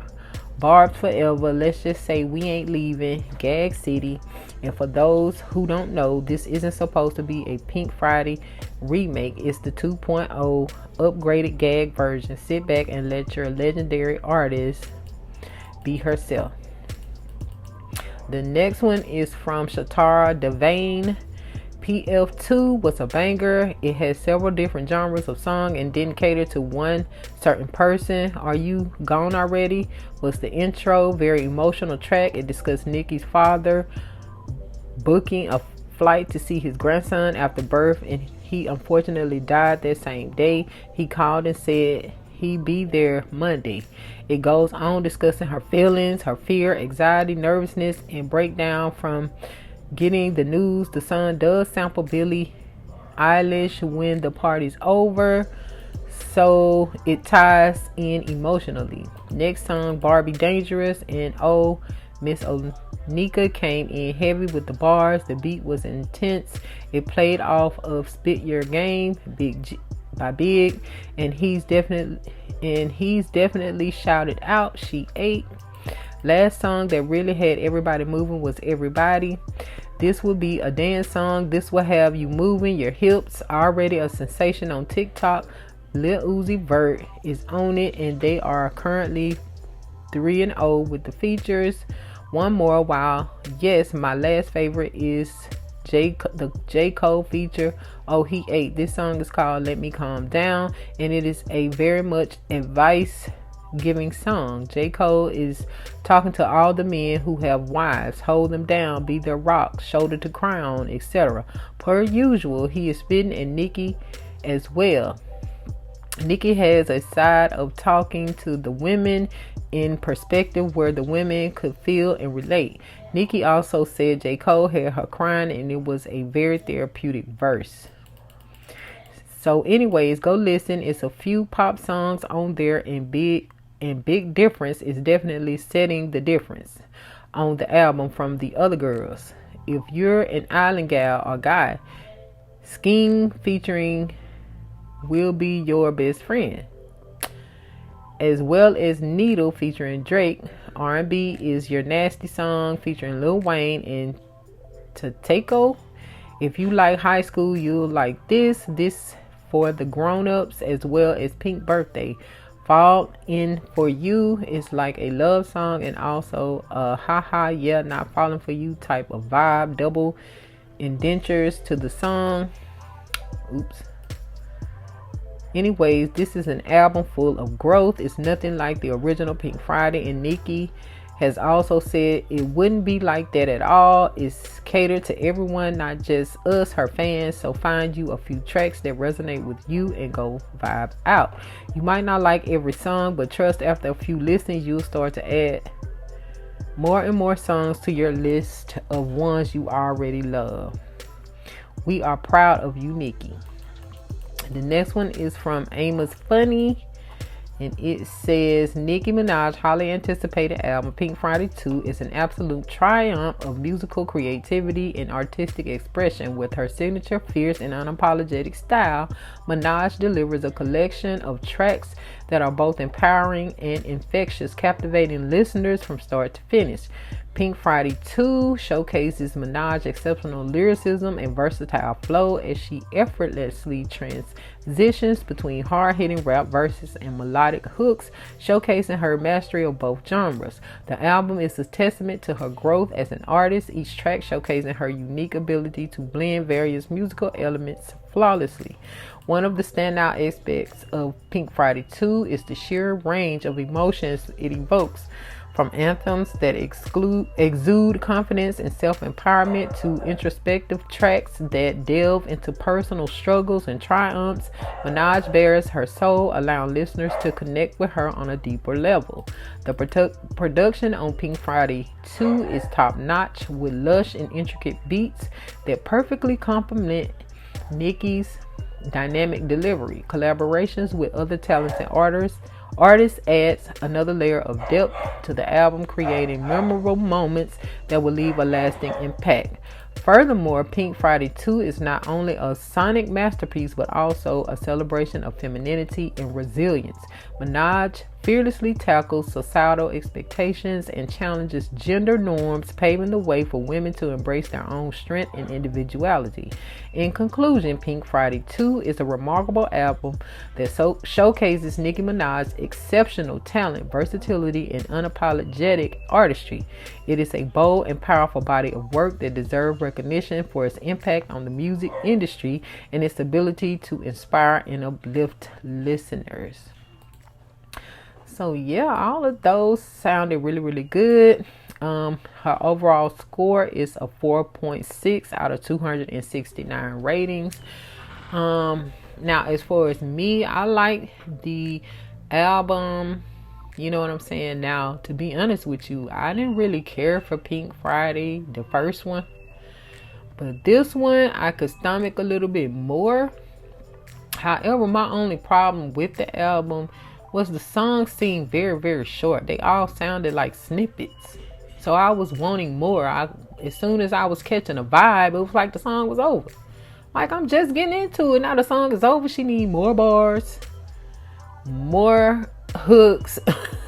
The songs need to be at least 4 minutes long. Like, the songs felt like they were a minute and a half, 2 minutes long.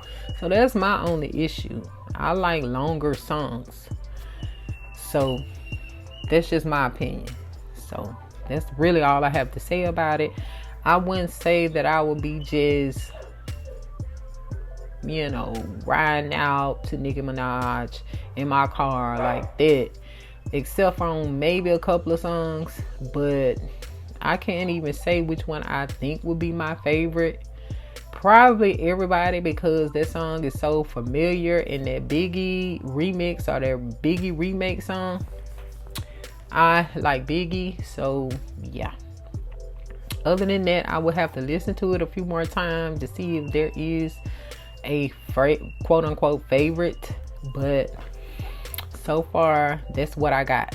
And as far as Robin, usually when it sounds really, really good from the jump, she'll be dancing and all of that. I didn't see none of that, and she is a Nicki fan. So I was shocked that she wasn't really feeling it.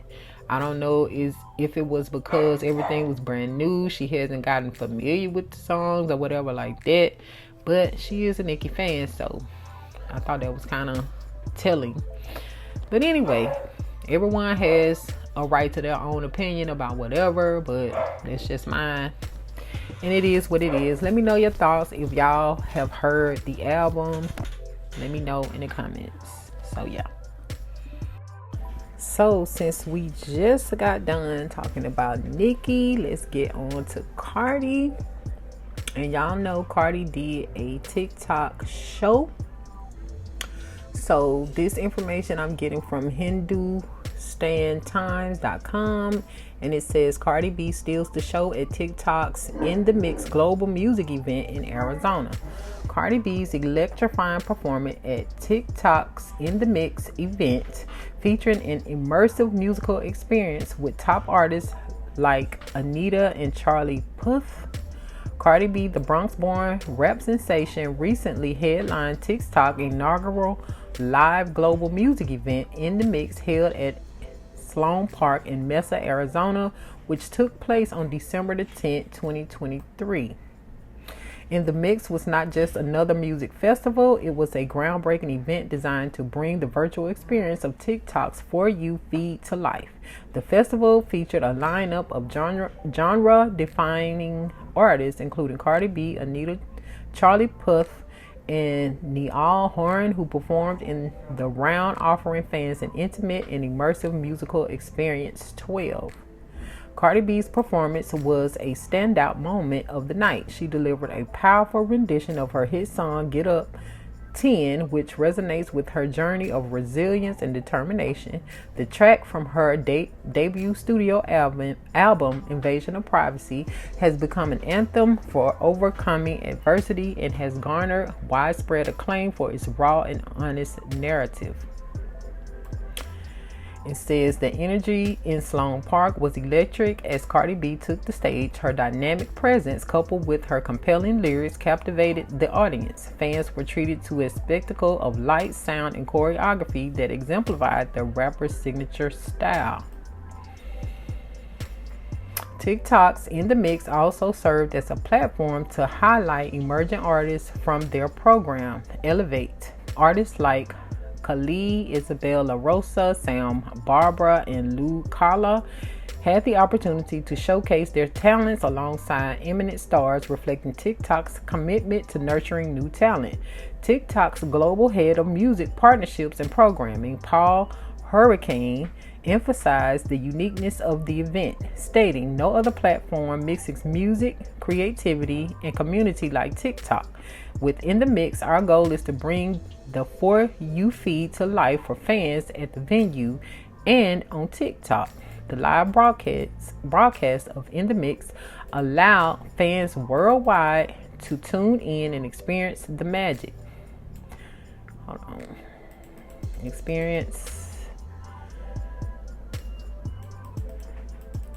The magic, regardless of their location. The production, tailored for TikTok's vertical format, featured appearances from the app's most popular creators and influencers, who provided a retrospective on the year's hottest trends. Sorry about the background noise, guys. However, I did get a chance to see the show. Well, I saw Cardi's performance because I am a Cardi's fan. So I will say this, and I'm just being honest. I like Cardi. I usually like her performances, but on this one, I didn't like her look. Just being honest, I think what she had on, along with her hairstyle, made her look a bit older. I feel like she wasn't giving a lot of energy. She may have been tired from practice or rehearsals or whatever like that. I feel like it would have been a better performance if she had just stood there and rapped with something else on, something that was a little more hip, a little more young. You know what I'm saying? Like what she had on in the Jealous video with Offset. Like, even that hairstyle and that outfit, even though it was from, you know, the 90s, it was a 90s look, I think that would have been a better look for this particular performance. And I wish she had just let her performers, like her dancers, do all the dancing. You know what I'm saying?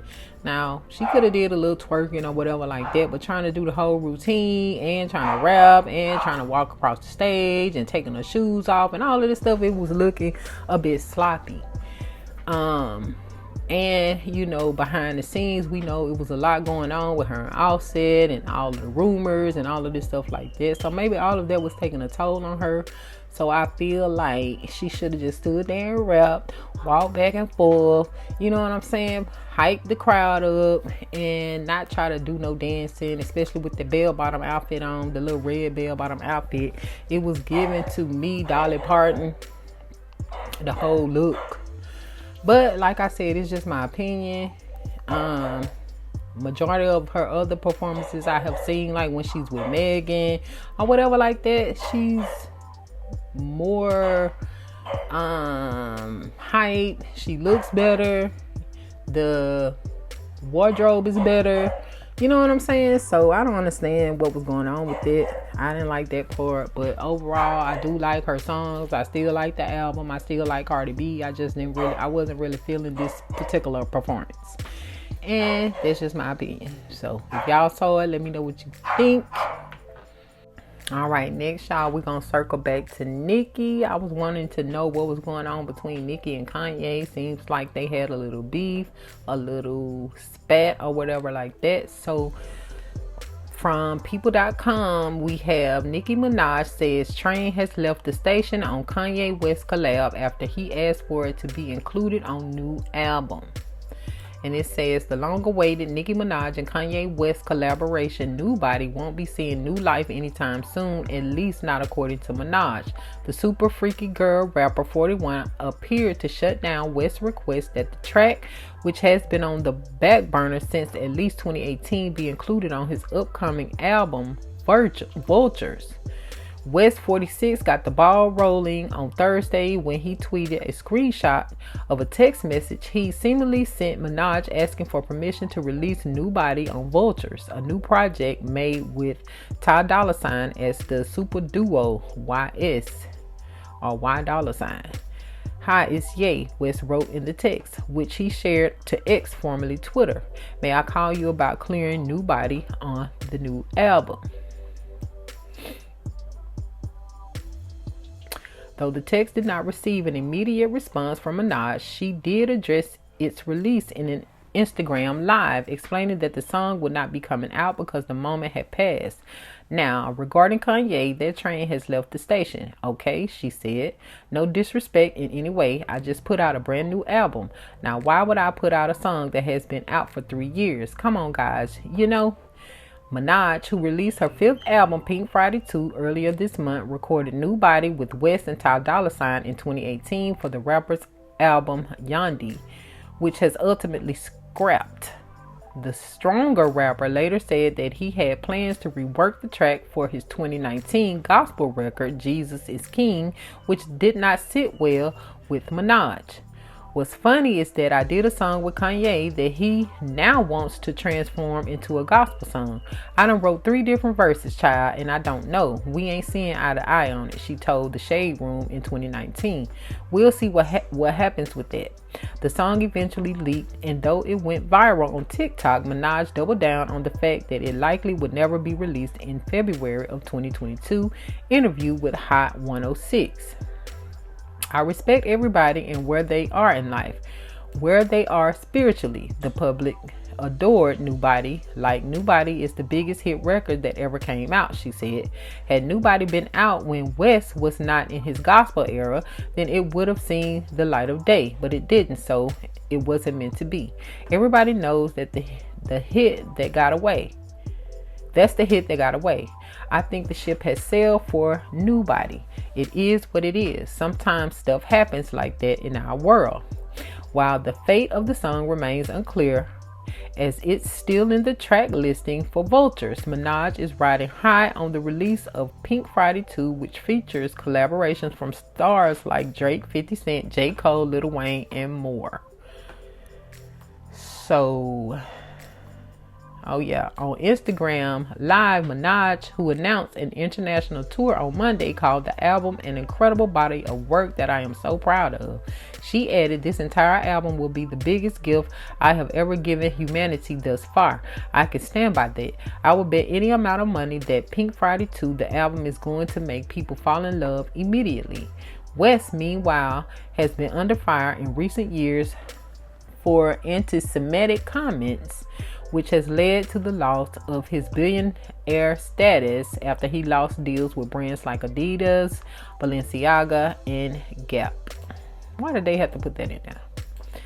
So yeah, I was just wondering what was Kanye carrying on about as far as Nicki Minaj was concerned, and clearly it was over an old song that he made her write over and over again that he didn't use in 2018 that he wants to use in 2024.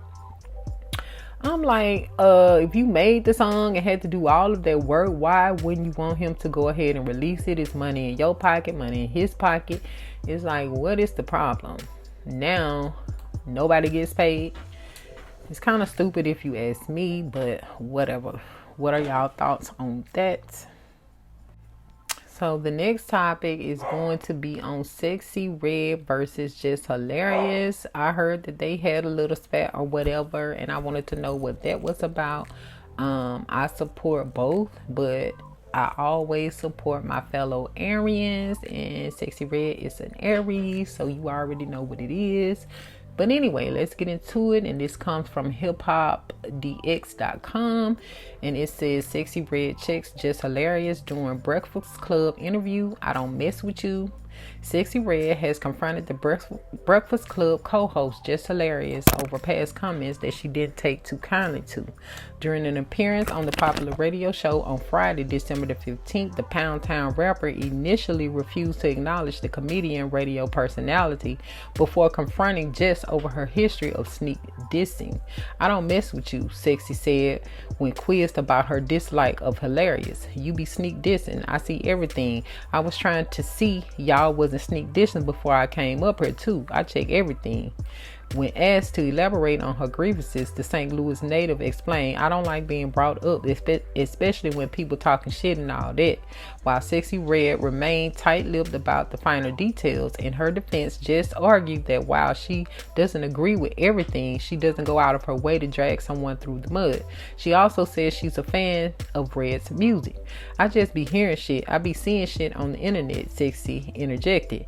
Asked once more for examples, the Ski rhymer added, "Only somebody rubbed me the wrong way. It's just." Despite DJ Envy and Charlamagne the God's attempt to calm the waters by suggesting that Sexy, who is currently pregnant, may just be hungry, the lack of clarification did not sit well with Jess, who circled back one last time in hopes of getting answers. "I mean, she said what she said. It'd be a couple times I seen you comment under something under Instagram that got something to do with me. I just be like, why?" Red asked, echoing Charlamagne's opinion that because both women are from the hood, they should be able to squash their misunderstanding. "I've seen you on here talking about me before, so y'all trying to play crazy," she added, as Jess explained that while she reports on the rapper frequently, it could be something good or something bad. "I mean, if someone was down on you, you wouldn't fuck with them either," Red continued. While the pair did not make amends during the interview, judging by behind the scenes video shared on Instagram by Just Hilarious herself, they appear to have made peace following the show. The wild card is back on at Breakfast Club AM, fire emoji. "Sat down with Sexy Red and woo child, that baby was not feeling me at first, praying hands emoji, but I got the charm, winky face emoji," she wrote in the caption. The tense exchange comes after Sexy Red recently linked up with Dominican rapper and fellow provocateur Toskisha. Last week, the scandalous duo dropped a new track and music for video Daddy, produced by Yeti Beats and El Guincho. The high-energy joint features both MCs spitting in their native language and occasionally dropping a line in each other's dialect as well. Native language. Okay. So yeah, that's what that was about. Someone left a comment underneath all of this, and they said the fucked up part is that this blind girl doesn't even realize that she is being used by the Jews and Satan to drag the youth straight to hell. They really think that God is blessing them to come out and preach the most fucked up shit to the masses. That is the devil. I wonder why the king and queen J&B won't address this, because it's what they want, building the devil's kingdom, lying, cheating, stealing, fornication, high-minded, out here playing a character. Meanwhile, real life is happening. Ow, that was deep in the comments. So yeah, guys, I just wanted to know what was going on. Why it's just hilarious picking at Sexy Red. Yes, all of her music do not sound all of that, but let her do what she doing. It's a lot of rappers out here who mumble rap and can't rap and all of that, and they still being able to do what they do without being dragged, without being bullied, without all of this other stuff going on. So let it be. If you are interviewing somebody and it's people there that don't like them, then don't even bring them on the show. That's what I'm thinking. Like, don't even invite them there. You know, you got people on your team that don't like this person, don't like their music, you know, disrespecting them in the comments on social media. Like, don't even bring them, because it's stupid at that point. But anyway, let me know y'all thoughts on it. Moving on to the next topic, and this is about the actor who played Michael Oher in The Blind Side, and he spoke out on allegations saying the story is a lie.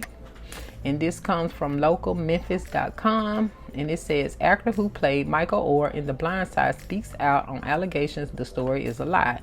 As the attorneys representing the Tui family fired back at Michael Oher with their own version of events, the man who played him in the 2009 film also spoke out. It says, Shelby County, Tennessee. As the attorneys represent the Tui family fired back at Michael Oher with their own version of events, the man who played him in the 2009 film also spoke out Wednesday about his interaction with Oher and his thoughts on the case. Actor Quentin Aaron, who played Michael Oher in the movie The Blind Side, says he only actually met Oher once, several years after the film had come out. Aaron told the Daily Mail on Wednesday he assured everything with the family was on the up and up, but he figured there were inaccuracies in their story. I feel like we knew going in that some details weren't as it happened in real life. Most times they do that, Aaron said. The Tuis conversely visited the set a few times, according to Aaron. Attorneys representing the family said on Wednesday Oher had been estranged from the family for the past decade, but he was well aware he was in a conservatorship, including making reference to it in his 2011 memoir. He did all his own finances.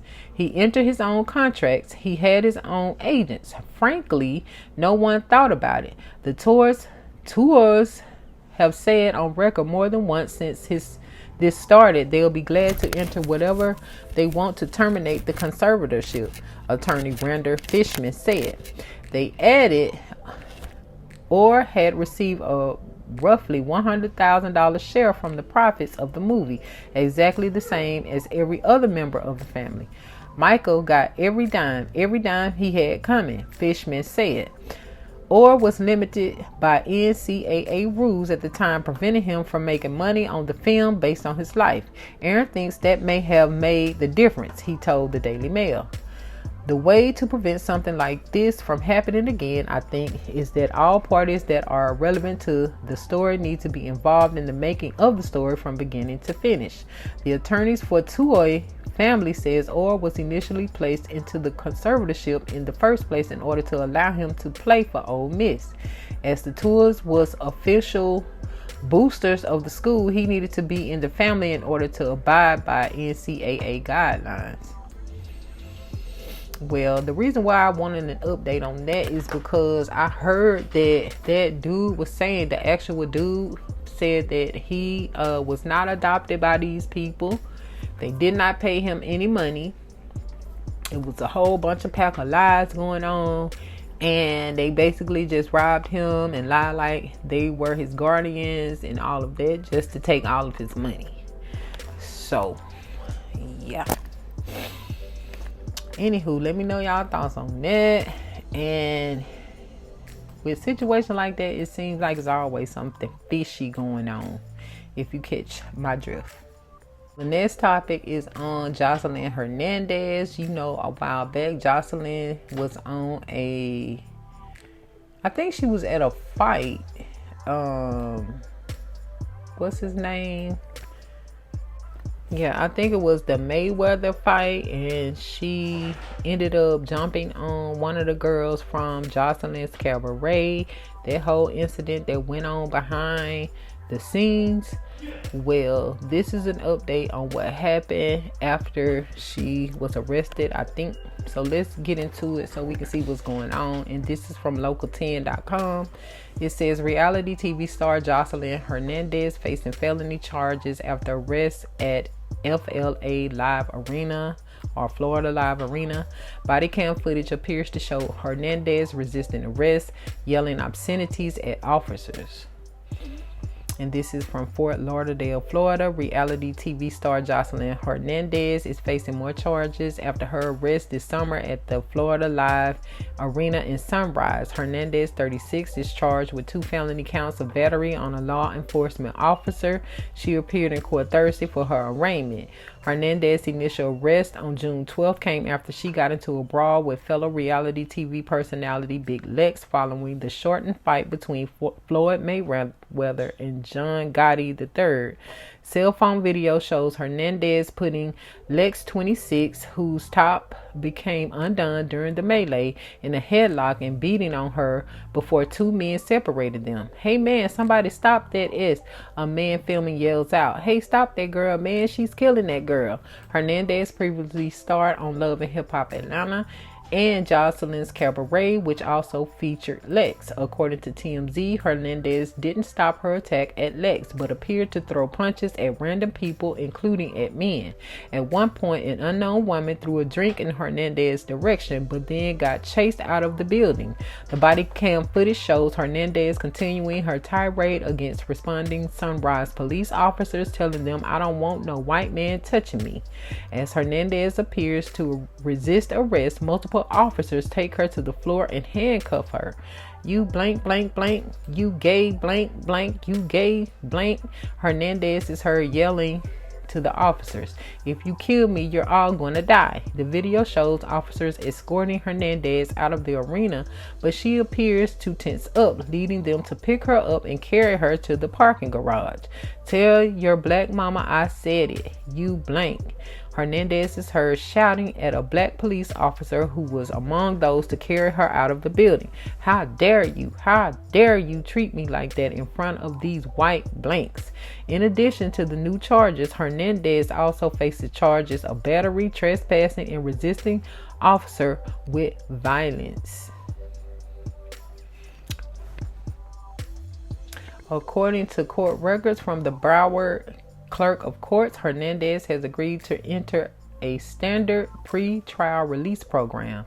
As part of the program, she must stay within Miami-Dade, Broward, or Palm Beach counties unless she received permission from the court to leave the area. She is not allowed to possess any weapons, and she must not have any contact with Lex.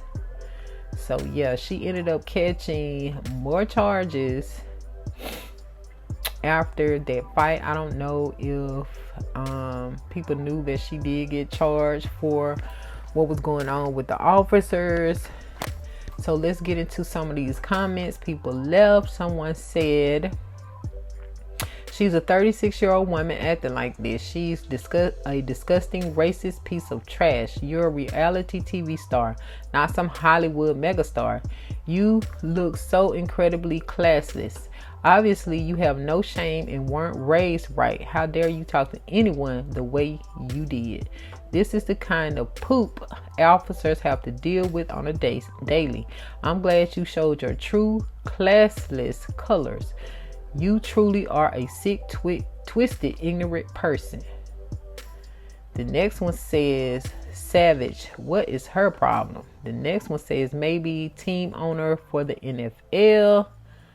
Someone said, "Oink oink. I have no idea who this lady is, but she must be excellent in bed." Wow. Maybe she can crump to her racist butt. Huh? The next one said a foul-mouthed racist with a man-made caboose. Gross.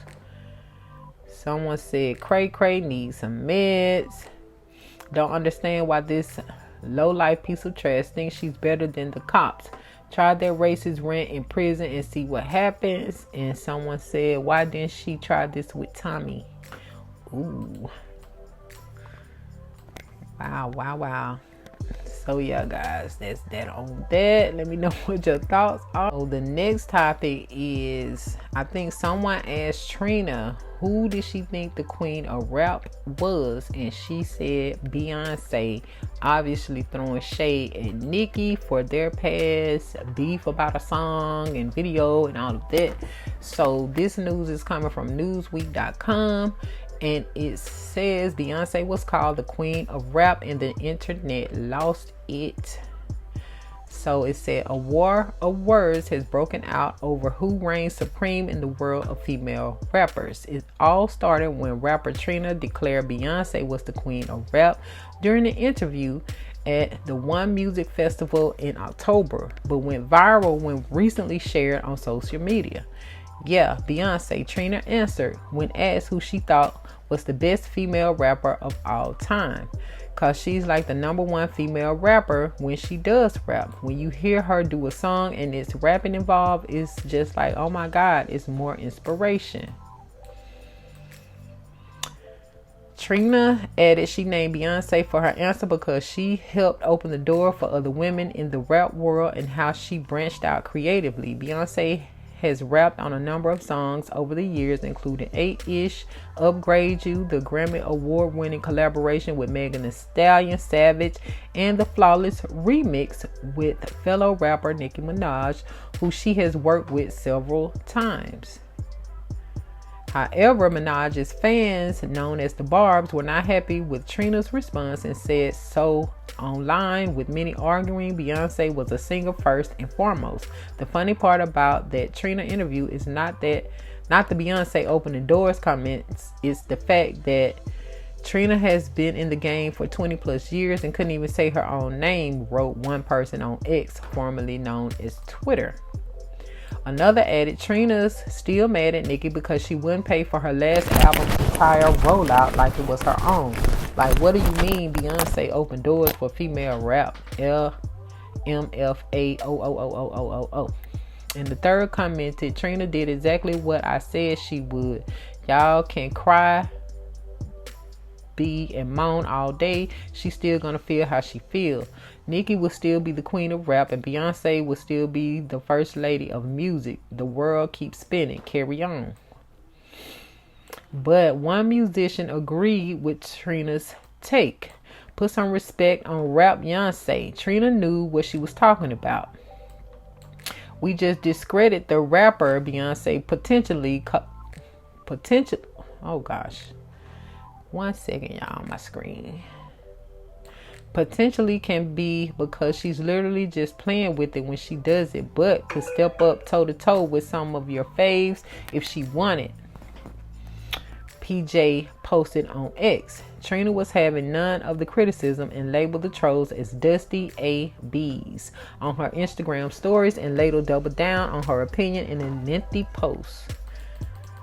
And it says, now that I have y'all undivided attention, she began, let me just make myself clear once again. I said what I said. That's the queen bee, and I'm gonna stand on that. Beyonce is the queen of rap when she raps, in all genres of music when it comes to me. Go argue with the IRS or somebody else. I don't care, and that's not up for debate over here. Trina is not the only person to praise Beyonce's rapping skill. Even her husband Jay-Z, often described as one of the greatest rappers in history, has said multiple times she was one of the best, including in a 2007 interview with Charlie Rose. She was rapping on key. She's a very talented person, he said. Jay also included her in a thread of the best rappers when he tweeted his list back in 2021. Another rap superstar, Chance the Rapper, gushed about Beyonce's skills. Beyonce is my favorite rapper, he wrote in reply to Jay's thread. So my take on that is, first of all, if you know Trina You know that Trina loves Beyonce, regardless of anything. I think for Trina, Beyonce is the queen of everything. Trina loves Beyonce. Point blank, period. And now that Beyonce has started rapping, yes, she's going to pick Beyonce. And I don't think anything is wrong with it. Like, it's okay to think Nicki can rap. I think Nicki is the best, but it's also okay to think somebody else is the best. I personally think Beyonce can rap as well. Now, has she done a whole song just her rapping? No, but the parts that we have heard, the little, verses she done did here and there, Beyonce ate. And that's on everything.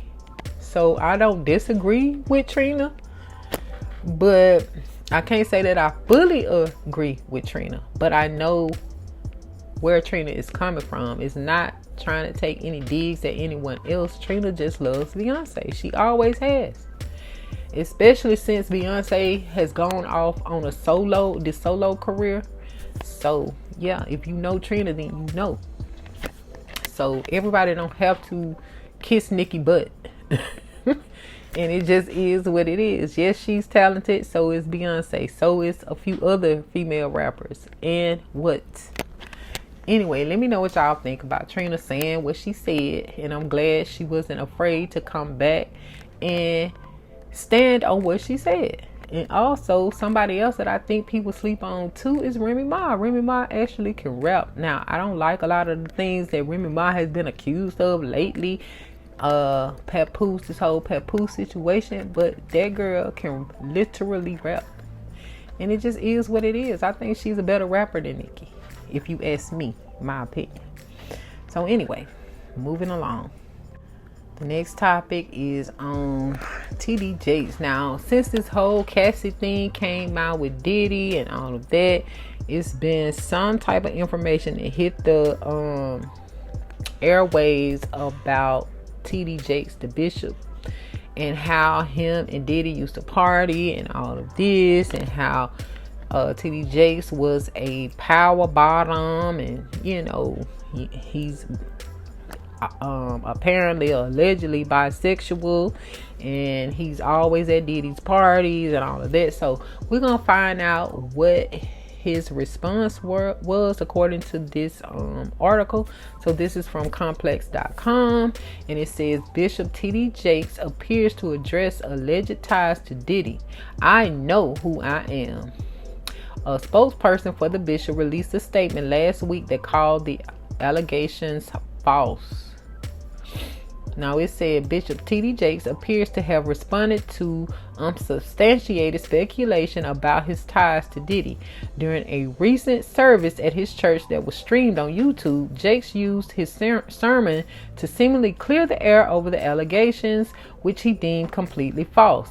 Last week, Jakes became the subject of an unverified report on social media stating he was gay and that he frequented Diddy's alleged sex parties while also engaging in some wild activities such as having sex with multiple men. However, Jakes wanted to put all of the rumors to bed while revealing there will come a time to properly address everything directly. I didn't come to convince you or nobody because I know who I am. An emotional Jakes said, "That is not what this is about. You can think about whatever you want to think. I came to do my job. I came to prothesis as I was commanded. I came to hear the master say, 'Well done, thou good and faithful servant.'" Jake added, "I will not use this sacred day at this sacred pulpit to address a lie when I have a chance to preach the truth." After speculation about his alleged ties to Diddy began circulating online, a spokesperson for the pastor released the following statement. Recent claims circulating on pockets of social media about Bishop TD Jakes are unequivocally false and baseless. Jordan A. Hora, Executive Director of Public Relations and Communications for the TD Jakes Group TD Jakes Ministries in the Potter's House, said, per the Christian Post, "What has always been true, in the words of the late Pastor Charles H. Spurgeon, if you want the truth to go round the world, you must hire an express train to pull it. But if you want a lie to go round the world, it will fly. It is as light as a feather and a breath would carry it, he added. Diddy, on the other hand, has been hit with various sexual assault allegations since Cassie unleashed her bombshell lawsuit back in November. Since settling with his ex a day after she announced the lawsuit, Diddy was accused of drugging and raping a college student in 1991, raping 2 women alongside singer-songwriter Aaron Hall more than 30 years ago, and sex trafficking a woman when she was only 17 years old. He has since stepped down from his position as the chairman of the Revolt Network. Earlier this month, Diddy issued a statement denying all the allegations levied against him.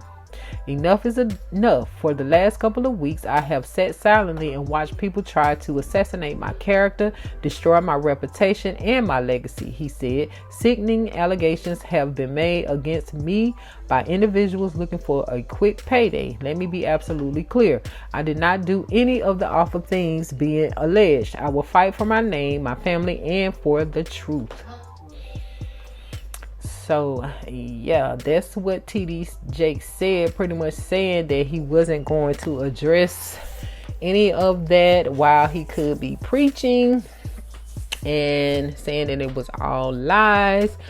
But they do have a bunch of pictures with him and Diddy together, pictures with him at Diddy's parties. It's like, okay, if you are this bishop, why are you there in the first place? I'm confused. So I'm not saying that he did it. I'm not saying that he didn't, but it's a little suspect, a little sus. Is all I'm saying. Let me know y'all thoughts and opinions. And once again, he is a Hollywood preacher. So let's keep that in the back of our thoughts as well. So y'all, this next topic is on Mr. Nature Boy Elijah Bishop, and come to find out, he has been denied bond again. So let's get into this, and this comes from 11alive.com. It says trial date set for accused cult leader Nature Boy Elijah Bishop. Bishop faced a DeKalb County Superior Court judge on Friday, where the judge set a trial date and denied him bond once again. DeKalb County, Georgia, a trial date is now set for accused cult leader Elijah Bishop, also known as Nature Boy. He faced the DeKalb County Superior Court judge on Friday, where the judge set a trial date and denied him bond once again. His trial date is set for February the 20th, 2024. It says Bishop, 40, remains in DeKalb County Jail without bond pending a trial. He faces charges including rape and false imprisonment. So far, his legal team has requested bond several times, all met with denials. He also switched attorneys at least 3 times before trial has even started. On Friday, his attorney asked for Bishop to be let out on bond, arguing that Bishop has never been convicted of a felony and is not a risk to intimidate.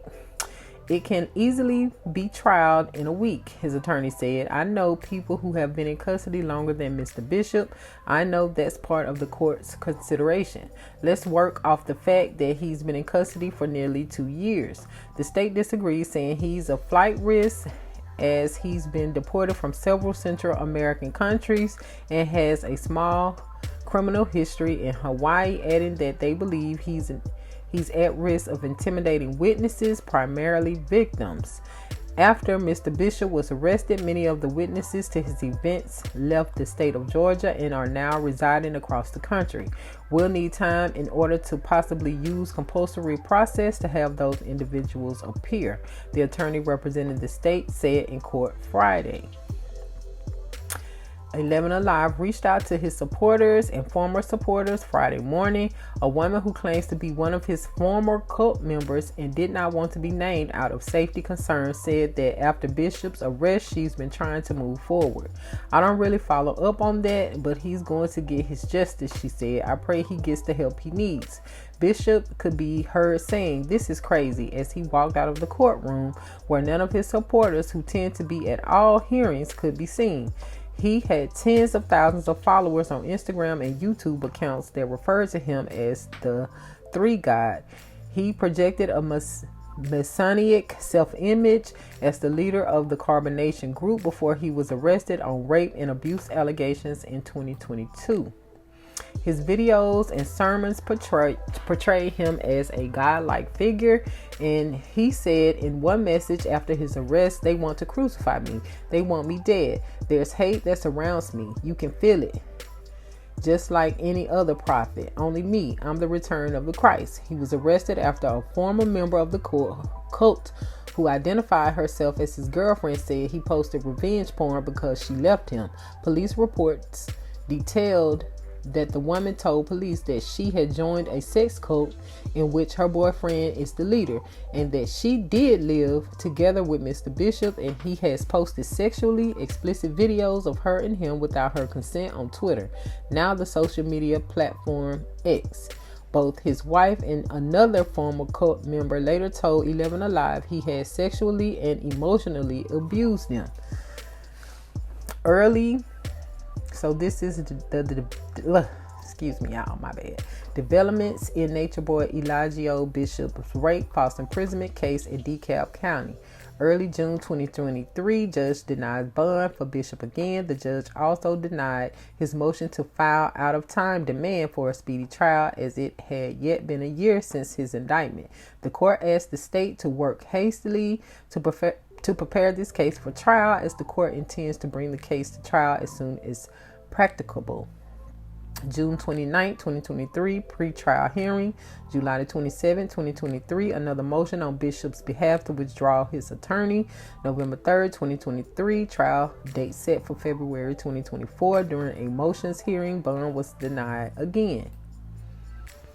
And that is the update on this current situation. I just wanted to debrief everyone on what was going on, and with that being said, I think we're going to close here for this particular chat session. So I hope you have been inspired, informed, or entertained. Be sure to check us out on our other platforms that are listed in the description of our channel homepage. Make sure to click the notifications bell to be notified of future sessions. Share our podcast with a friend of a friend. And with that being said, thanks so much for your time and support. I look forward to the next session. Peace and love. And as always, be blissful. DJ Mike C on the track. Cause that be natural. Lady D. Ain't looking tacky. I keep my game tactful. Yo, Yeah, I'm so nappy. Cause that be natural. The infamous. Ain't looking tacky. Cause I keep my game tactful. I'm so pretty, I'm so fabu, I'm so natural, it's like it's a taboo. I'm so filthy, got the tattoo, cooking these bitches like I own ragu. On my business with my platoon, getting these minutes like I'm a typhoon. Y'all is jersey on that cartoon, and I'm sitting on top of these buffoons. I'm so nappy, I'm so nappy. All these dudes that wanna get at me, I'm so cultured and I'm happy. Jealous switches wanna come back me, cause I'm comfortable in my skin. End of the day, you lose, I win. I'm so comfortable in my ends, don't care if I make or lose a few friends, and I look like $1 trillion. Lady, we won a lotto, cause in the Lord I trust, and beauty is the motto. Naturally thick in the bud, I'm Billy Blanks on the Tabo. Edges a little rough, just pretend I'm from Morocco. Organ all up in my hair, cause I let my locks grow naturally. My curls popping everywhere, I'm maximizing on this natural thing. Like it or not, I don't care. You clowns ain't about to worry me, cause I does this for myself, and I'm repping for my ancestry. I'm so nappy. Cause that be natural.